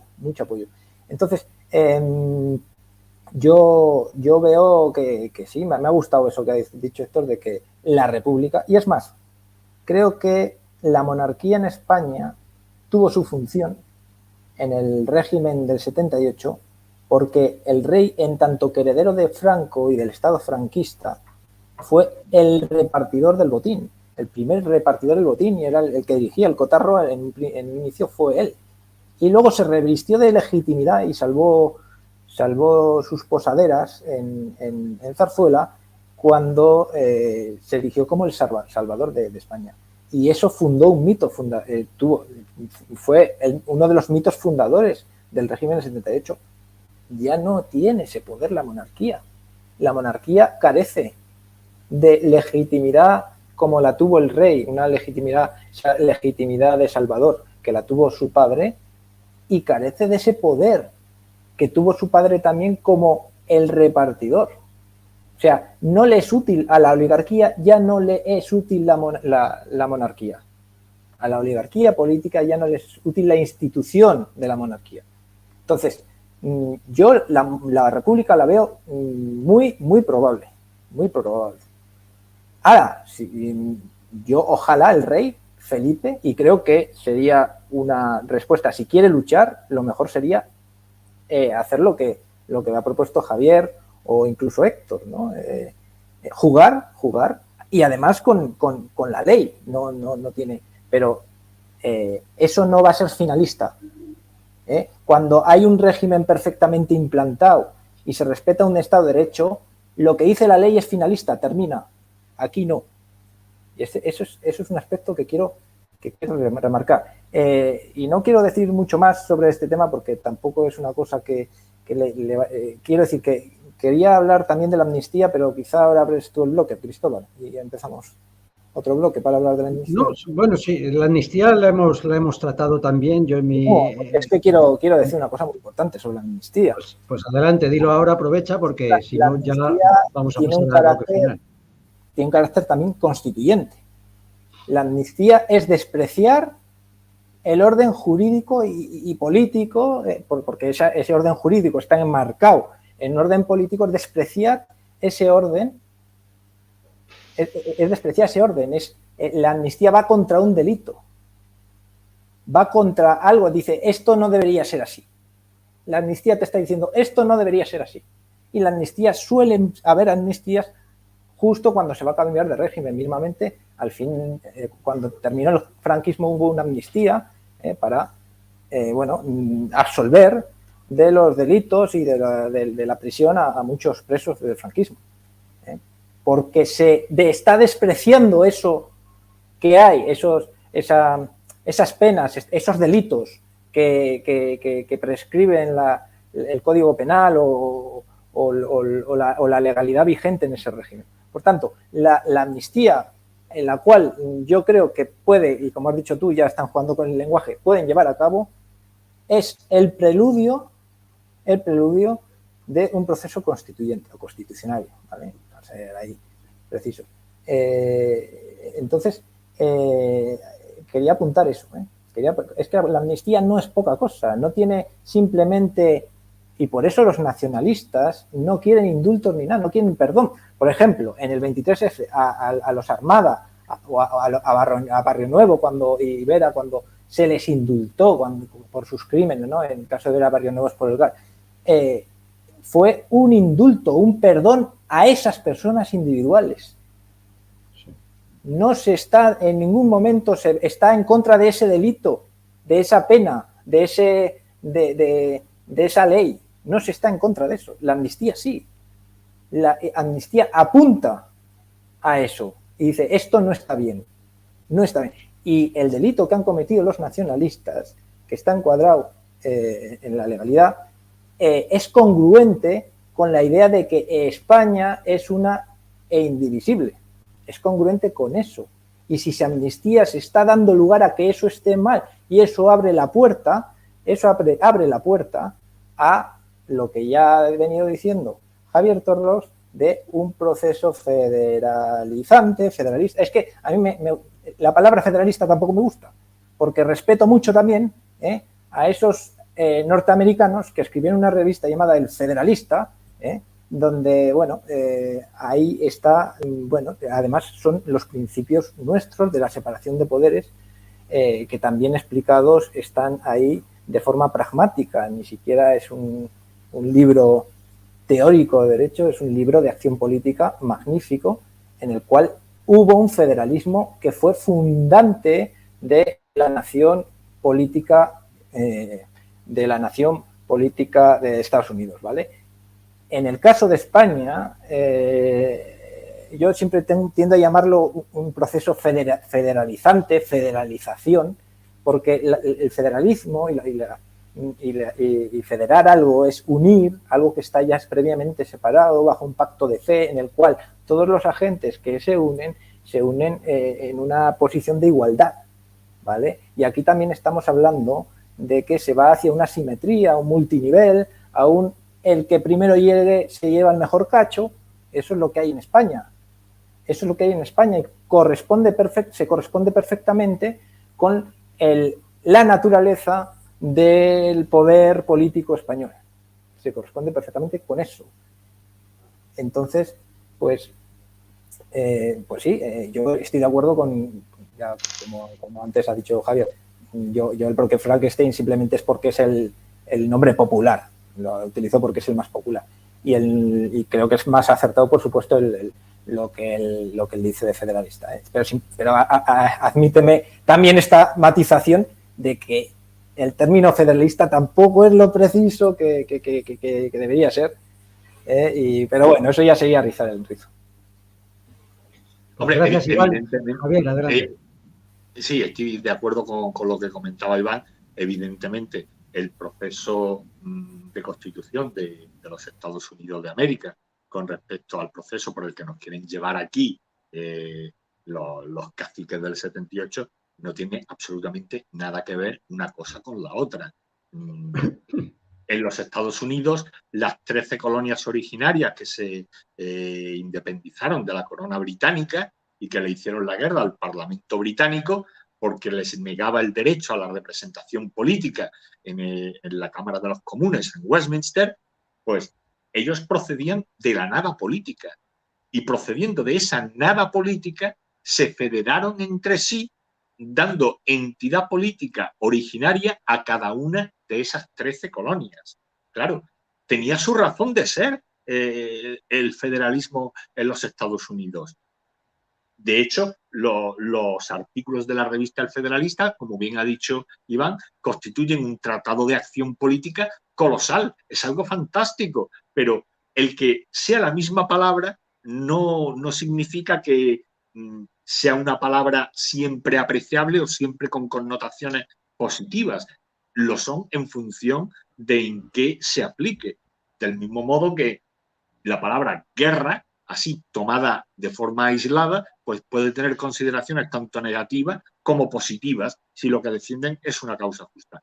Pero aparte de esto, yo quería sí hacer alguna mención sobre el tema de la amnistía, sobre el que yo no me había pronunciado, se me había pasado esa idea, y estoy totalmente de acuerdo con lo que ha dicho Iván, de que la función política de esta amnistía es pasar página.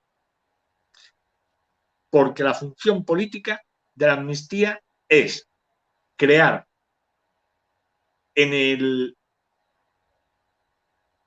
Estado, en la sociedad, crear la idea en la sociedad de que todo lo que ha precedido a la amnistía, dotarlo de ausencia de legitimidad. O sea, la función política de la amnistía es deslegitimar todo el statu quo que le ha precedido. Esa fue la función que tuvo la amnistía del año 77, creo que fue, que dio lugar a un nuevo statu quo político a partir de las elecciones del 77, el proceso constitucionario que se produjo a partir de entonces y el cambio de régimen con la Constitución del 78, y como brillantemente ha descrito Héctor, esto va a suponer un antes y un después, un punto de inflexión.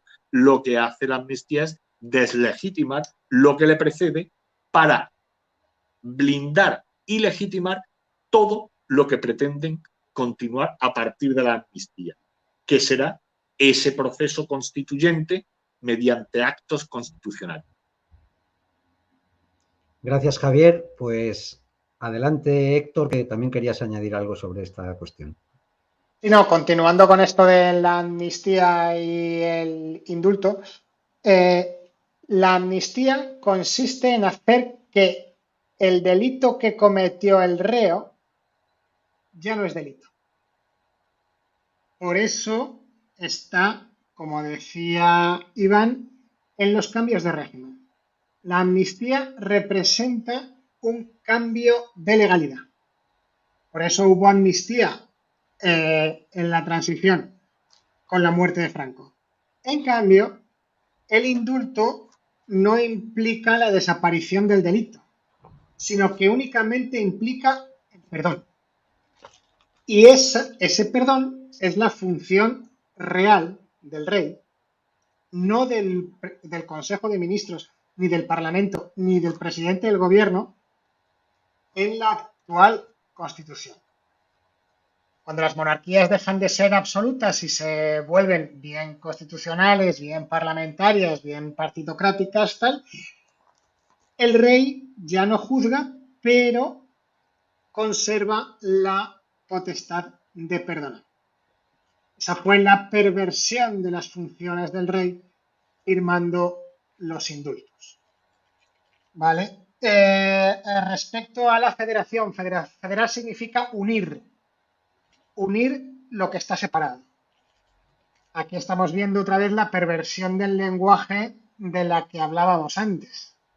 Queremos ir a un estado federal, a un estado llamado federal, cuando actualmente está unido.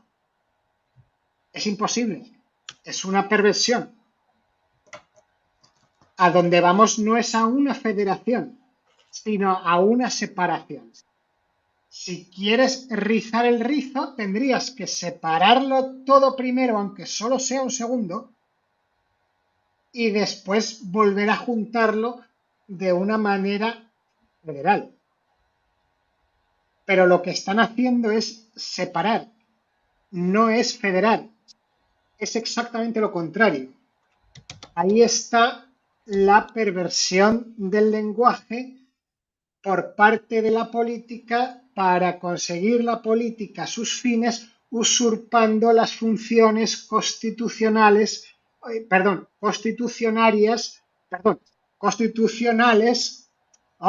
que tiene que tener el pueblo. Ahí es donde está la perversión de la función constitucionaria que están ejercitando ahora mismo los políticos, en llamar federación a lo que es separación, a lo que es la desintegración del Estado unitario basado en una supuesta separación de naciones que existe, que no es verdad y que se la están inventando, porque nunca ha existido la nación catalana, porque nunca ha existido la nación vasca, porque nunca ha existido la nación gallega. Simplemente son comunidades que existen dentro de la nación española, pero nunca han tenido la fuerza ni la singularidad suficiente ni el pasado histórico independiente como para poder ser consideradas naciones, porque solamente hay una nación española. Ahora bien, todo es posible que por el devenir de los hechos históricos sí lleguen a crearse de manera artificial esas naciones, como en su momento se creó la nación mexicana, como en su momento se creó la nación venezolana, como en su momento se creó la nación argentina y así hasta 30. Es decir, debido a la traición de las élites políticas españolas, el proceso de desmembración de la España imperial todavía continúa, ya no por la desmembración del imperio, sino por la desmembración de la metrópoli. Pues gracias, Héctor. No sé, Javier, si has pedido palabra o pasamos ya al último bloque. Pues Sí, adelante, Javier. una última cuestión relacionada con lo que acaba de comentar Héctor, y es que se está creando la idea en este proceso de federalización de España, que en realidad, como muy bien apunta Héctor, es un proceso de separación de lo que ya está unido, que es España, que conforma ya una unidad previa. La idea que se está extendiendo, el alpiste que se le está vendiendo a la sociedad, es que cada una de las comunidades autónomas constituyen en realidad por sí mismas una nación a la que se les está negando un Estado. Es decir, comunidades autónomas, algunas de ellas creadas de forma artificial hace apenas 40 años para satisfacer intereses políticos e ambiciones privadas y personales coyunturales del momento, ahora eso son naciones, son estados. Por ejemplo, Cantabria, que se creó para desmembrarla de Castilla, para que Castilla no tuviera salida al mar, para que Castilla fuera más pequeña. O La Rioja, también es una nación La Rioja, que también fue desmembrada de Castilla. ¿Y por qué no lo es Segovia? Porque Segovia no quería formar parte de la comunidad autónoma de Castilla y León. Es más, ¿por qué la Constitución de 1978 no prevé la posibilidad de desescalar la creación de comunidades autónomas para poder volver al régimen común? ¿Por qué ninguna provincia española puede tener la posibilidad de decir, señores, yo no quiero formar parte de esta comunidad autónoma, yo me voy de aquí? ¿Por qué no existe esa posibilidad? ¿Por qué no está eso explicitado, un proceso para desescalar el proceso autonómico? El artículo 22 de la Constitución de la Segunda República sí lo contemplaba. Establecía y tasaba el proceso de desescalada de una provincia, de una comunidad autónoma, para volver a integrarse al régimen común. Eso lo contemplaba la Segunda República. ¿Por qué ahora no se contempla? ¿Por qué existe esta obligatoriedad de formar parte de una comunidad autónoma?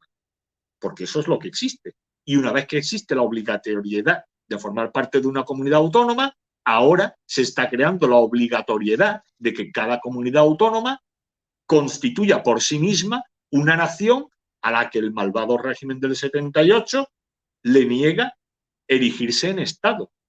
Y sí que es malvado el régimen del 78, pero no porque les niegue a esas naciones la Constitución en Estado, sino porque está creando naciones ficticias, imaginarias, filfas, de papel, a partir de regiones. Lo que eran regiones administrativas, para poder entenderse la administración de forma interna y poder gestionarse de forma interna, se acudía a una tradición de delimitación territorial, pero que eso hacía ya décadas y décadas,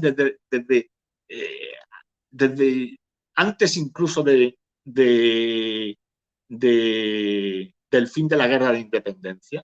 Eso ya había dejado de existir, ya todas las provincias eran iguales. Si la Constitución de 1812 ya nos hizo a todos iguales, no podía haber distinciones, no podía haber aduanas internas dentro de España. Todo eso quedó eliminado y ahora quieren volver a crearlo. Y a ese proceso le llaman federación, unión, cuando, como muy bien apunta Héctor, es en realidad un proceso de separación de lo que ya está unido, que es la nación política española. Pues sí, eso me da pie ya a que pasemos, si os parece, al último bloque, porque llevamos ya casi las 2 horas, así que bueno, aunque no pasa nada porque nos pasemos un poco, pero tampoco demasiado. Ese bloque sería hablar de que ya hemos visto lo que está haciendo el régimen partitocrático, ya hemos visto lo que podría y no va a hacer el rey, ya hemos hablado también de qué función podría jugar el ejército, que tampoco va a jugarla. Entonces nos queda ver qué puede hacer realmente la nación, la única nación realmente existente, que es la nación española, el pueblo español. ¿Hay alguna vía? Porque es verdad que cuando todo el aquelarre separatista, pues a raíz precisamente de aquel discurso del rey en octubre, pues hubo una gran manifestación, los balcones se llenaron de banderas españolas, en Barcelona vimos más de 1 millón de personas en la calle y los políticos incluso se asustaron al ver esta reacción no prevista de la nación levantándose y coreando a voz en grito Puigdemont a prisión, que Borrell decía, no, por favor, no digáis eso, etcétera. ¿Hay ahora alguna vía para que nosotros, el pueblo español, la nación realmente existente, podamos defendernos de estos planes que nos tienen reservada nuestra casta partitocrática? No sé quién quiere abordar, si él ve alguna vía por la cual podamos enfrentarnos a esto a través de, pues adelante Iván, luego Héctor, luego Javier, y después ya acabamos con 1 minuto para cada uno de conclusiones finales. Adelante, Iván. A ver, la vía que tiene que ser civil o no lo es, porque la vía por parte del Estado va a ser, está siendo ya, es esto. La vía del Estado es esto, es esta deriva es la vía del Estado. ¿De acuerdo? Vale, la vía de la sociedad civil, e incluso, mira, voy a conceder, aunque no lo pienso, pero voy a conceder a aquellos que piensan que hay una vía del Estado, para que haya una vía por parte del Estado que sea que derribe toda esta dinámica, algo que yo no lo creo, pero voy a concedérselo. Hace falta incluso un movimiento muy fuerte civil que provoque en el Estado la necesidad de neutralizarlo acogiendo o cogiendo parte de su discurso, ¿vale? Que es, por ejemplo, Vox. ¿De dónde viene Vox? Del 8 de octubre. Vox viene del 8 de octubre. Vox existía antes, pero el Vox que hoy conocemos, que ha tenido la fuerza y la capacidad de ser tercera fuerza política y ese discurso, eso viene sobre todo del 8 de octubre. Podemos viene de un movimiento popular después de la crisis y de toda la corrupción que hubo y de todo lo corrupción económica y de los desahucios y todas estas cosas, ¿no? Y hubo un movimiento popular en 15M. O sea, la sociedad civil siempre es necesaria siempre, pero la vía del Estado nunca va a solucionar esto. Esto no lo va a solucionar. Aquí hace falta que la sociedad civil tome el partido, pero para que la sociedad civil tome el partido, la vía la va marcando también el propio régimen. Y las crisis políticas, como la que estamos viviendo, son crisis que provocan en la sociedad civil, aunque hoy mismo está la sociedad civil muy dormida, pero es verdad que la última década la sociedad civil se la ha visto con mucha más fortaleza que anteriormente. La sociedad civil siempre se va a revelar más cuando hay una crisis política, y los propios políticos van deslegitimando el régimen. El régimen del 78 está deslegitimado, están desacreditándolo, vamos a decir más que deslegitimando, desacreditándolo. Eso genera un vacío, vamos a volver al término vacío, que la sociedad civil lo puede acabar ocupando, pero para eso hace falta la difusión de unas ideas. Lo que quiero decir es que con la difusión misma no hace falta. Hace falta las crisis políticas, pero que es que ya están ocurriendo, que estamos en el momento ahora. Y a todo aquel que dice, no, es que se está viendo que la libertad constituyente, el periodo de libertad constituyente es imposible. ¿Pero qué os pensáis que tiene que pasar? ¿Qué os pensáis que tiene que pasar? La Revolución Francesa no vino de que estaban todos muy bien y de repente vamos a revolucionar el tema un poco, va a cambiar. No. Tiene que haber una catarsis, tiene que haber una crisis, tiene que ser discutido el poder establecido por ellos mismos, que se van a empezar a discutir y se van a empezar a pelear. Por eso yo he dicho antes, ojalá el rey haga lo que decís que va a hacer, que yo creo que no lo va a hacer, pero ojalá lo haga. Ojalá lo haga. Entonces, la vía es la sociedad civil. Siempre la sociedad civil. Pero el Estado, hace falta que el Estado caiga en crisis. Y esta es una crisis, obviamente, por eso se pretende cambiar de régimen. Entonces, bueno, eso es lo que quería decir. Ahora, de una crisis puede venir algo peor a lo que había antes, por supuesto, porque el Estado puede reafirmarse y si la sociedad civil no despierta como tiene que despertar, puede venir algo peor. Ha comentado Javier Torros esa creación de naciones. Yo para mí esto que está haciendo el Estado, el régimen, es estatalismo. Esto es estatalismo. Lo que hay ahora es estatalismo, es amor al Estado. La nación, el llenar el discurso de que somos una nación, todo eso es una forma de engatusar a las masas para que se crean diferentes, para que se crean importantes, para que se crean únicas, para que se crean, para infundar en ellas una identidad para que esa clase política pueda tener un estado propio y unas instituciones a su gusto y su propio cortijo. Esto es estatalismo. El objetivo principal de esto es crear más Estado, pero no más Estado en sentido de comunista o socialista, de que hay más política social y más intervencionismo. No, más estados.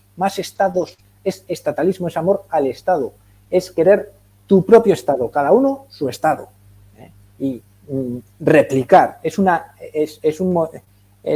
política de replicar Estados, ¿vale? Vamos a ver si la sociedad civil no, ante esto que se dé cuenta de que la llevan a fraccionarse y a ver si eso consigue que la gente se dé cuenta de que hay que ir contra esto.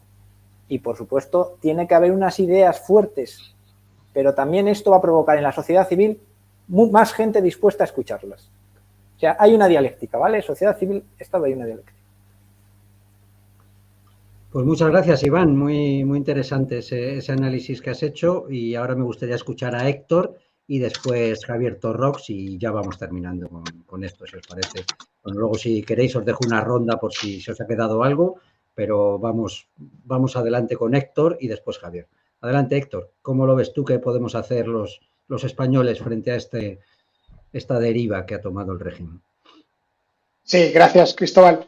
Estoy básicamente de acuerdo con Iván, que la reacción frente a lo que están haciendo los partidos estatales, los partidos políticos actuales, que son facciones del Estado, que cobran del Estado, que son los que manejan el Estado, la reacción contra las actividades de estas facciones del Estado no puede venir del propio Estado, tiene que venir de fuera del Estado, tiene que venir de la sociedad civil.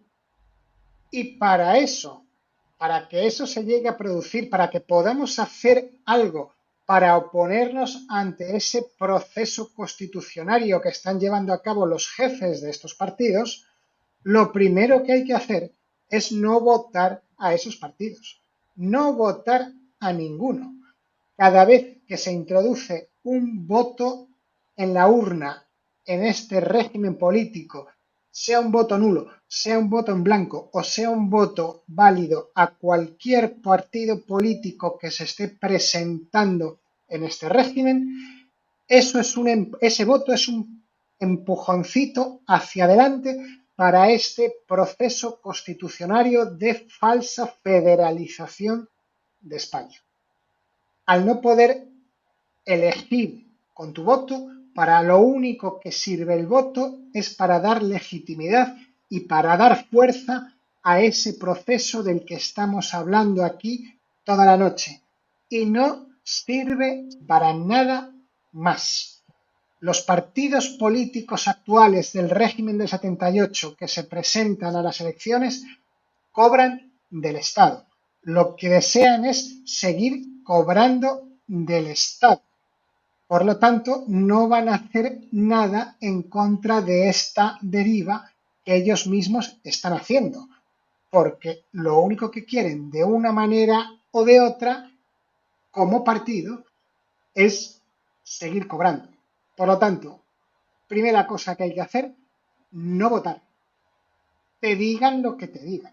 Te critiquen los ignorantes lo que te critiquen. Te critiquen los convenidos, los interesados, lo que te critiquen. Es que no puedes ir a votar. Es que no se debe ir a votar a esta gente que está haciendo esto. Sean del color que sean.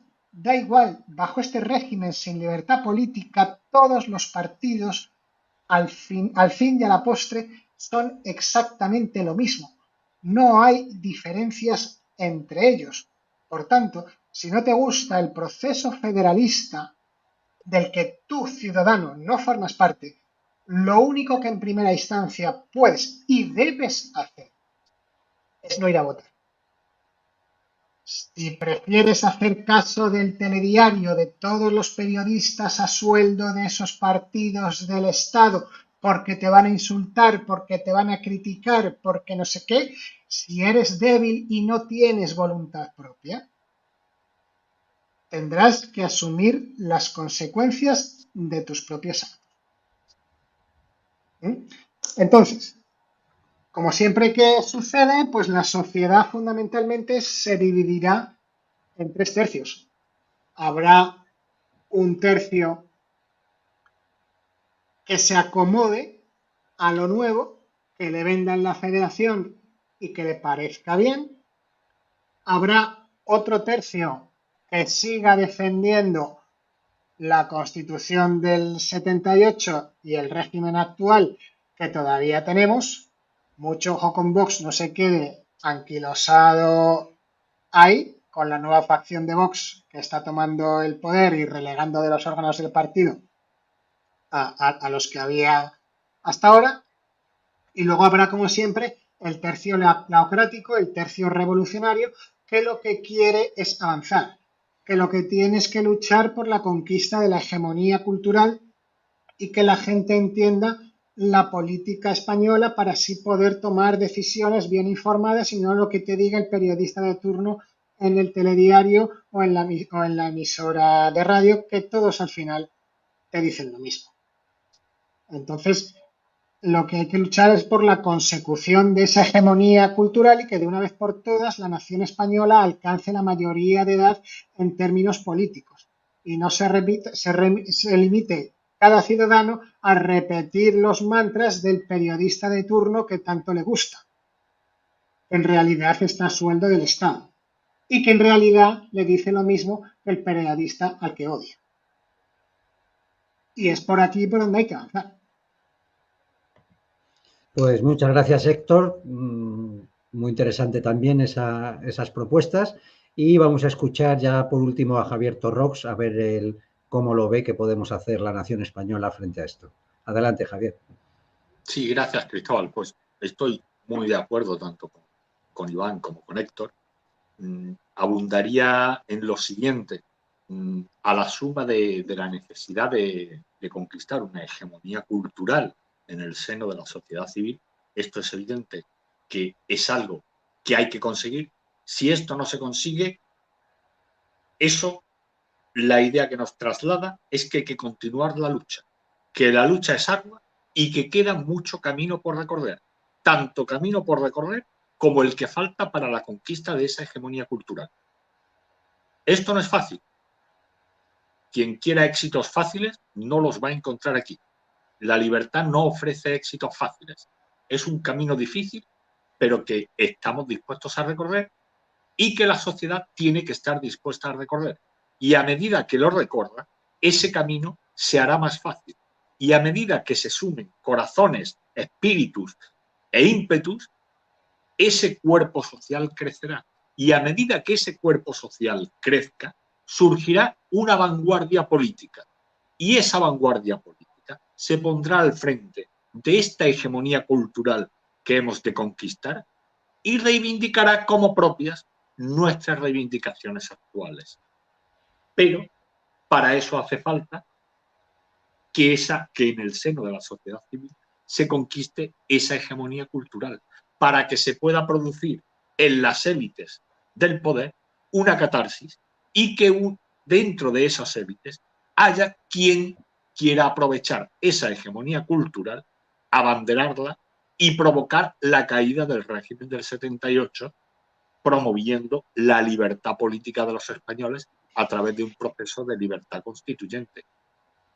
¿Qué es lo que tiene que suceder en este camino? Pues lo primero que tiene que suceder es que ciertas formaciones políticas dejen de hacer lo que ya decía el dicho clásico, el adagio atribuido a Donoso Cortés, de que erigen altares a las causas mientras les ponen cadalsos a las consecuencias. Señores, tenemos que asumir de una vez por todas que el motor de todos los males políticos de España es la Constitución de 1978.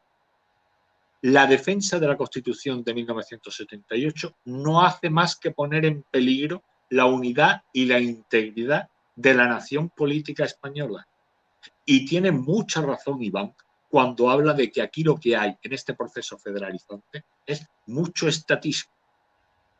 Tanto es así que cada milímetro que gana el Estado es un milímetro que gana el Estado a costa de la nación. La abundancia de más estados o de crecimiento del actual Estado es siempre a costa de la integridad de la nación política española. Siempre, todo crecimiento del Estado es a costa de la nación. Todo crecimiento del poder es a costa de las libertades individuales de los ciudadanos. Siempre. Esto es una ley, no sé si ponerle un adjetivo, pero esto es algo impepinable.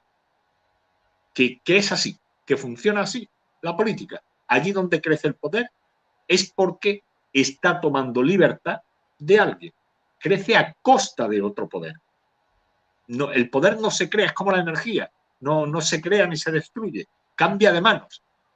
Y cuando es el del Estado el que crece, es porque está perdiendo poder el que estaba en las manos del individuo. Entonces, aquí hemos llegado a un punto en el que decía Iván antes que no sabía si el rey haría o no lo que decíamos. No sé si yo no he pretendido en ningún momento decir el rey va a hacer esto o va a hacer lo otro. Todo lo contrario. Lo que yo creo es que el rey se va a cruzar de brazos, que no se va a atrever a hacer nada, pero yo quería simplemente llamar anteriormente, cuando lo hice, llamar la atención sobre el hecho de que si la Constitución le impone neutralidad política al rey, sí que le impone obligaciones en el ámbito de lo político, que es la unidad y permanencia de la nación política española. Y cuando antes me he referido a Vox, que erige altares a las causas y le pone cadalsos a las consecuencias, quería llamar la atención sobre el hecho de que Vox se tiene que hacer adulto y tiene que empezar a exigirle cuentas al rey. Y exigirle cuentas al rey en este ámbito de lo político. No solo Vox, sino cualquier formación política que defienda la unidad y la integridad de la nación política española. Hablaba Iván también de que hay que volver a las ideas fuertes. Estoy muy de acuerdo. Ideas fuertes, sintéticas, rotundas. La unidad de la nación española. En estos momentos, desde el punto de vista político, a mí personalmente, eso es lo único que me mueve. El mantenimiento de la unidad y de la integridad de la nación política española, porque esa es la última salvaguarda de las libertades públicas y derechos fundamentales de todos y cada uno de los ciudadanos españoles. Si nos quedamos sin nación política, adiós a la libertad política. El estatismo nos come vivos. Pues muchísimas gracias, Javier. Yo creo que después de estas 3 contundentes intervenciones finales, pues podemos dar por terminado el programa. Creo que, en fin, podríamos seguir hablando y seguramente haremos más programas, porque esto, como va a ir avanzando, pues seguramente tengamos que volver a ocuparnos del tema. Pero bueno, yo creo que ha quedado un programa contundente donde se han reflexionado muchas cosas que difícilmente se oyen en otros medios. Así que os doy las gracias a los 3, Héctor, Iván y Javier, por bueno, esa dedicación y ese ímpetu. También a los que han estado siguiéndonos en directo y también a los que nos van a oír después en diferido, que serán bastantes más. Pues gracias a todos y ya sabéis, por nosotros no va a quedar por hacer. O sea, nosotros vamos a hacer todo lo que esté en nuestra mano y más. Y bueno, pues lo que necesitamos es tener voz y allí donde podéis difundir, donde nos pongan un micrófono, allí iremos. Nosotros no nos vamos a quedar de brazos cruzados, seamos pocos o seamos muchos. Vamos a hacer todo lo posible para conseguir que el pueblo español reaccione, se levante y acabe con esta situación y con este régimen desgraciado que está destruyendo la nación y que nos está expoliando y que en fin, nos lleva a la desesperación y a la depresión. Y aparte somete nuestra soberanía a intereses extranjeros, ¿no? Alguien decía por ahí entre el público que son cipayos, efectivamente, lo hemos dicho muchas veces en estos programas. Y nada, pues solo os podemos pedir que nos ayudéis a difundir, que sigáis ahí, que nos sigáis apoyando y que por nosotros no va a quedar, ni nos vamos a rendir, ni vamos a tirar la toalla. Así que ahí estaremos, pues todas las veces que podamos hacer programa, estaremos aquí dando un paso al frente. Os anuncio que este jueves tendremos una economía abierta, que también va a ser un tema peleagudo, que es el sistema... ¿Jueves o miércoles, Cristóbal? No, jueves, es el jueves. ¿Jueves? Sí, es el jueves. Es economía abierta, es sobre el sistema de pensiones español. Estará Héctor Martín, si no se equivoca y no se conecta el miércoles en vez del jueves, es el jueves. Tendremos de invitado a Juan Manuel Blanco, que es economista, él colabora en Voz Populi y en otros medios, y tendremos a nuestros otros analistas habituales, Diego Quevedo, Gonzalo Cañete, aunque Gonzalo me ha dicho que se acaba de trasladar y está a ver si le instalan el wifi, pero bueno, intentará estar. Y nuestro amigo, ¿cómo se llama? Ernesto Rebello. Ernesto Rebello, perdona Ernesto, que se me había ido ahora mismo tu nombre. Así que os esperamos este jueves a las 8, que creo que también es un tema que será pues muy interesante, ¿no? Sobre qué futuro tiene el sistema de pensiones español. Gracias a todos y hasta el próximo programa.